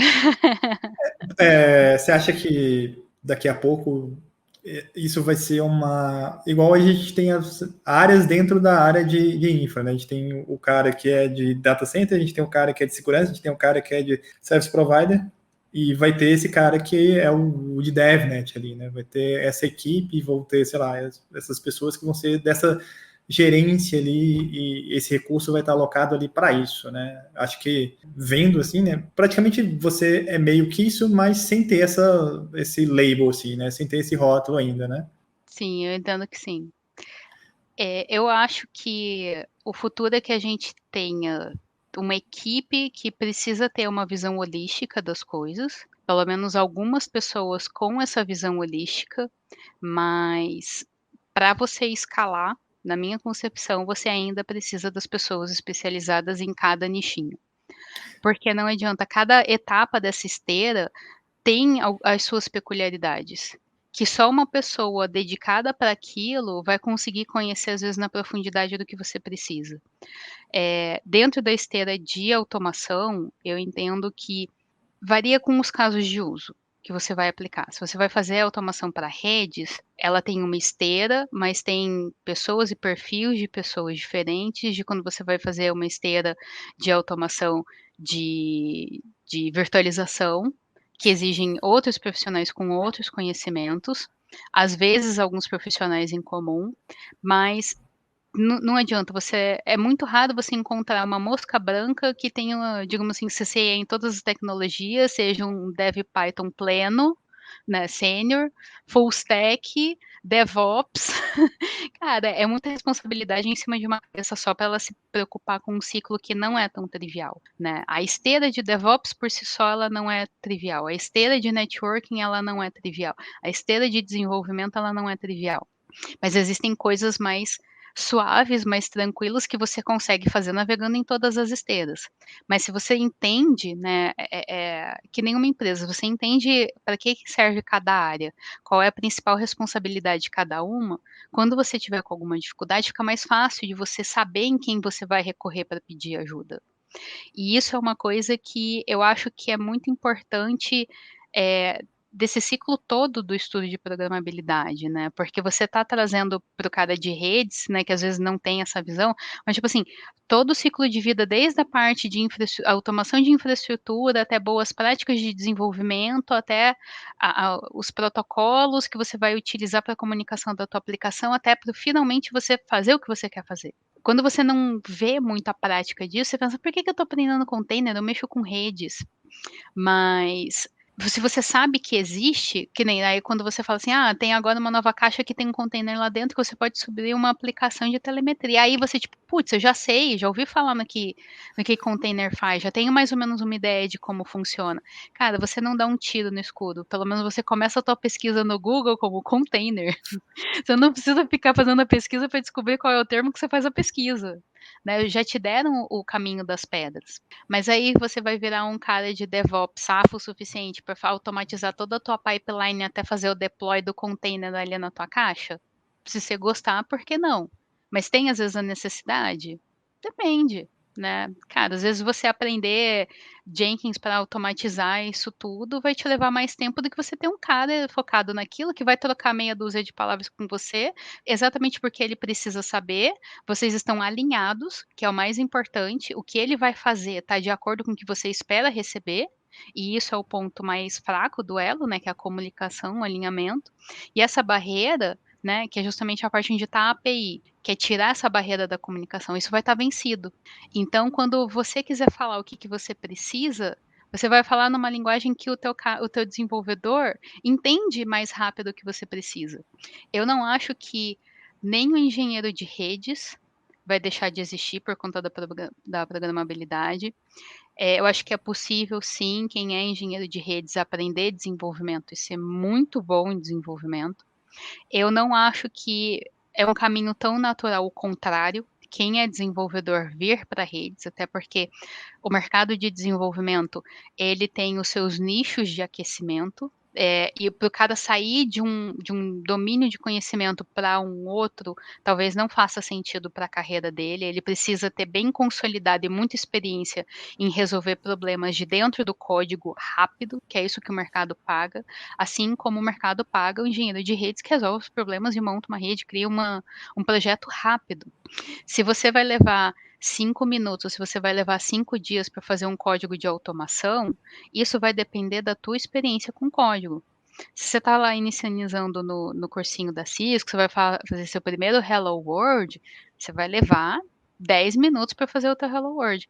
Depois, você vai fazer o Hello World em 10 segundos. E é essa velocidade que é a experiência, que é o que vai fazer diferença por trás tanto do engenheiro de redes quanto do desenvolvedor.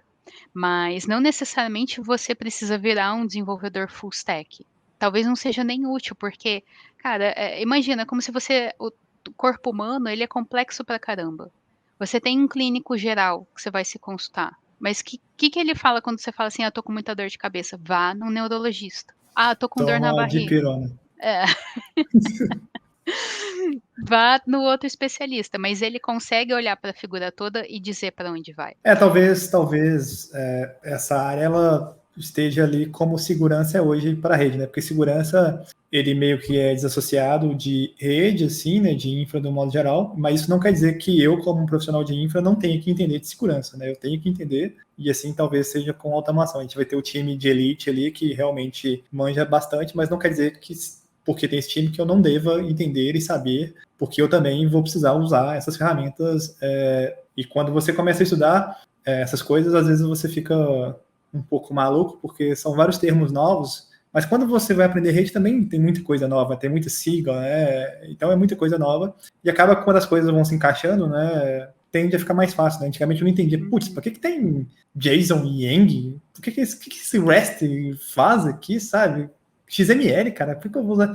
Só que hoje eu tenho um entendimento simples do que é, né? Eu sei, né? Se cair numa prova lá, eu sei entender que é um código ali, sei por que eles existem, né? Na questão de representar um dado que está voltando ali para a gente, o que a gente quer passar. Eu consigo entender isso hoje, né? Coisa que eu não entendia, e não foi tão difícil assim.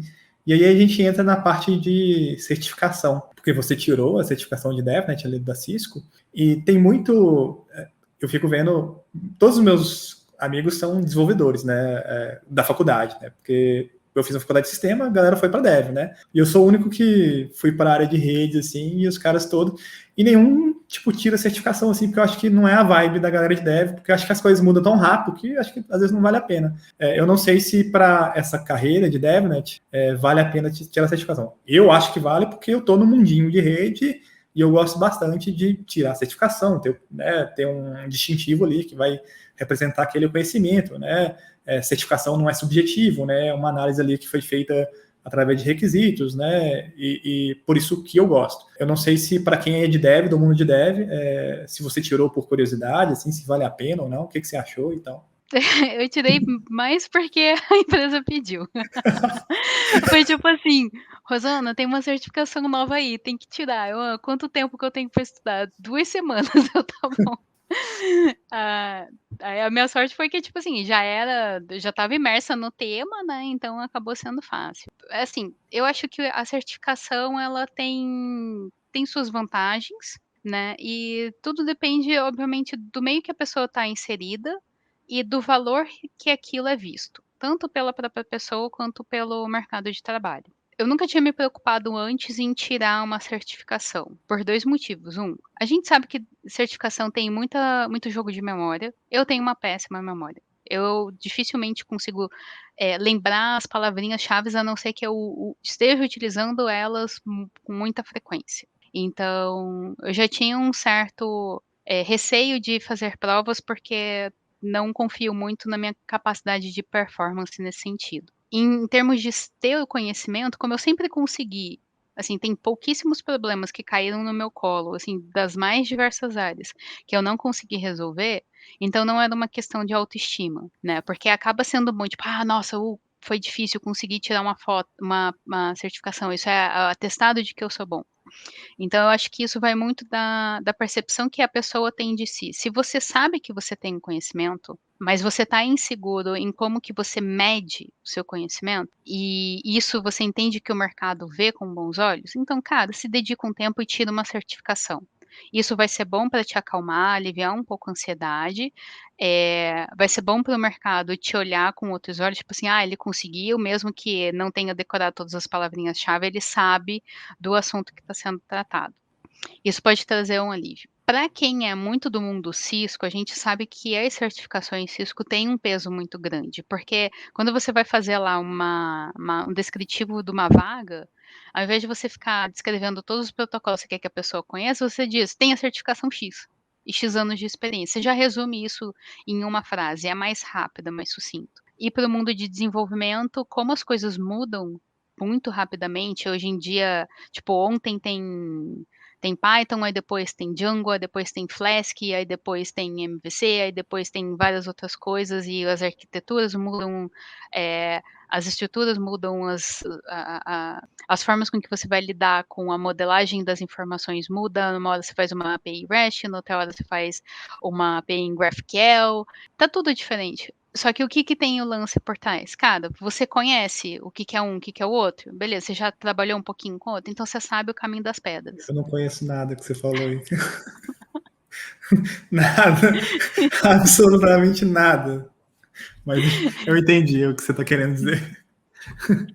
Então, assim, depende da carreira, da onde você está inserido e do valor que as coisas vêm. Eu, particularmente, como as coisas mudam muito o tempo todo, assim, conversando com uma pessoa, eu prezo muito mais por ver que a pessoa se interessa pela área, que o olho dela brilha quando ela fala da área onde ela está inserida, porque a gente vai ter desafio, vai ter dificuldades, né, como você mesmo me disse. Cara, sentar para estudar 99% do tempo não é legal, mas tem alguma coisa por trás que motiva você a estar sentado lá estudando.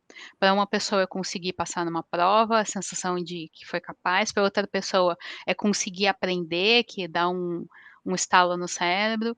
A pessoa, ela tem que ter algum gás por trás que motive ela a, sabe, se correr atrás de fazer o que ela faz bem, de preferência também bem feito, e que ela goste do que ela está fazendo. Porque uma pessoa que gosta do que está fazendo, ela dificilmente vai fazer aquilo mal feito.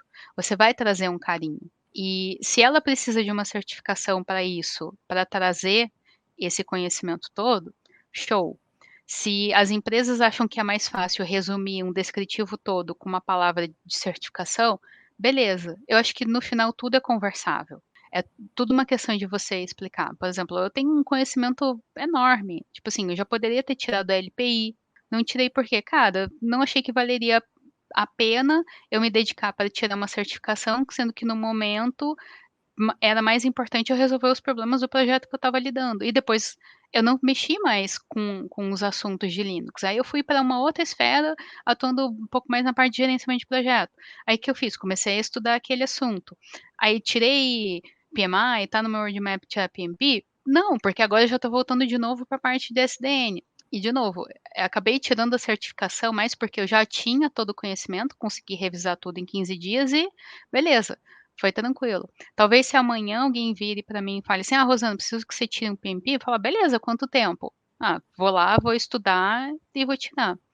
Mas se eu sentir que amanhã, beleza, eu quero me reposicionar no mercado de trabalho, é isso que as empresas olham, ninguém está enxergando a Rosana profissional porque ela não tem uma certificação, beleza, está na hora de dar um passo atrás e refletir. Tudo vai muito, assim, da situação onde você está, da questão de mercado e de como você e o mercado está enxergando a certificação. Eu acho que é basicamente isso. Se você sente que tem valor, que vai agregar para a tua carreira, se vai te ajudar a direcionar você escolher vagas mais adequadas com o que você quer trabalhar, o que você gosta de trabalhar, cara, vai lá, vira uma metralhadora de certificação. É bom para a empresa, porque gera número, é bom para parceria, é bom para você que pode te facilitar fazer uma triagem de vagas. Mas se não é isso que você se preocupa, se não é esse tipo de empresa onde você quer trabalhar, então beleza, vai buscar uma empresa onde queiram perfis diferentes e por aí vai.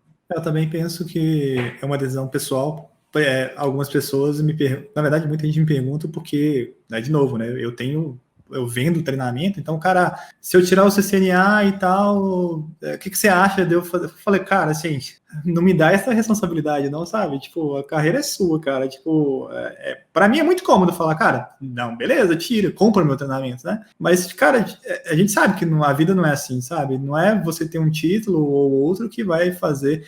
É lógico que pode fazer uma diferença, né? Mas igual você falou, né, cara? Analisa aí o ambiente que você tá, a sua carreira, o seu momento né, a decisão é sua, né? Não terceirize isso para outra pessoa, porque é muito complicado, né? Você vai acabar caindo. Tem muito vendedor de sonho aí hoje em dia, né? No Instagram, Sim. então, né? Tem curso de tudo, né? Toda hora tem um cara vendendo alguma coisa.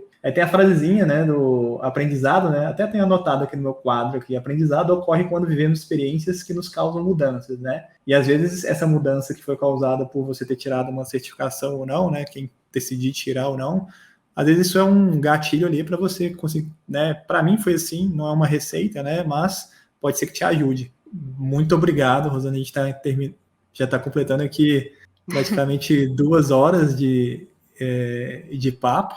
Eu que agradeço o papo, muito legal. Foi muito bom. Não sei se eu respondi a todas as suas perguntas, porque às vezes eu me animo e minha mente viaja. Não, sensacional. É uma área que eu tenho muita curiosidade, assim, porque eu vejo como, né, vanguarda, assim, uma coisa que está muito, não que está muito na frente, né, uma coisa que eu acho que o pessoal vai assustar e já vai estar muita gente, né, demandando esse tipo de coisa. E como tecnologia é global, né, a gente consegue, né, ver esse tipo de coisa acontecendo, né, em outros locais, e isso, quando assusta, já está do nosso lado e as coisas estão acontecendo, né? Não pego projetos assim tão diferentes assim, né? Eu estou numa empresa pública assim e as coisas demoram um pouco a acontecer, e que é normal também, e às vezes também numa empresa privada que é muito grande também, às vezes as coisas também demoram um pouco a acontecer também. Numa integradora, numa empresa que presta algum tipo de serviço para outros, assim, às vezes isso é mais fácil, entre aspas, né? Na verdade, as coisas às vezes chegam mais rápidas por demandas de próprios clientes e projetos que você acaba pegando, né? Nunca um dia é igual ao outro, né? Igual você falou aí. Isso é bom por um lado, né, que você aprende muita coisa, e eu acho que às vezes tem um ponto negativo que o nível de estresse às vezes acaba indo ali num limite que às vezes não é nem tão saudável assim, mas é uma balança, né? Burnout, né? é um que a gente tem que escolher ali. Eu falo para os meninos, cara, a área de telecom, o melhor lugar para você aprender é ir para uma operadora, né? Ir para um call center, ir para uma empresa financeira, mas não fica lá muito tempo não, cara, que senão você vai ficar maluco, velho. Porque, né, você vai ter muita hora extra, vai ganhar uma grana, mas você não vai ter vida. Bom, eu nunca sei como eu encerro os bate-papos aqui, então eu vou agradecer de novo, né, pelo seu tempo, foi muito legal. Eu que agradeço, obrigada pelo convite. Se você quiser falar alguma coisa também, microfone aberto. Não, tô tranquilo. Acho que eu já falei até demais. Me empolgo, se deixar a matraca aqui não fecha. Não, foi muito legal. Pessoal, de novo, né, esse conteúdo aqui, a gente coloca aqui de forma gratuita no canal, não tem propaganda, até para a experiência ficar melhor aqui. E se você gostou, né, like, compartilhe esse padrão. E se for Spotify também, ajuda a divulgar aí.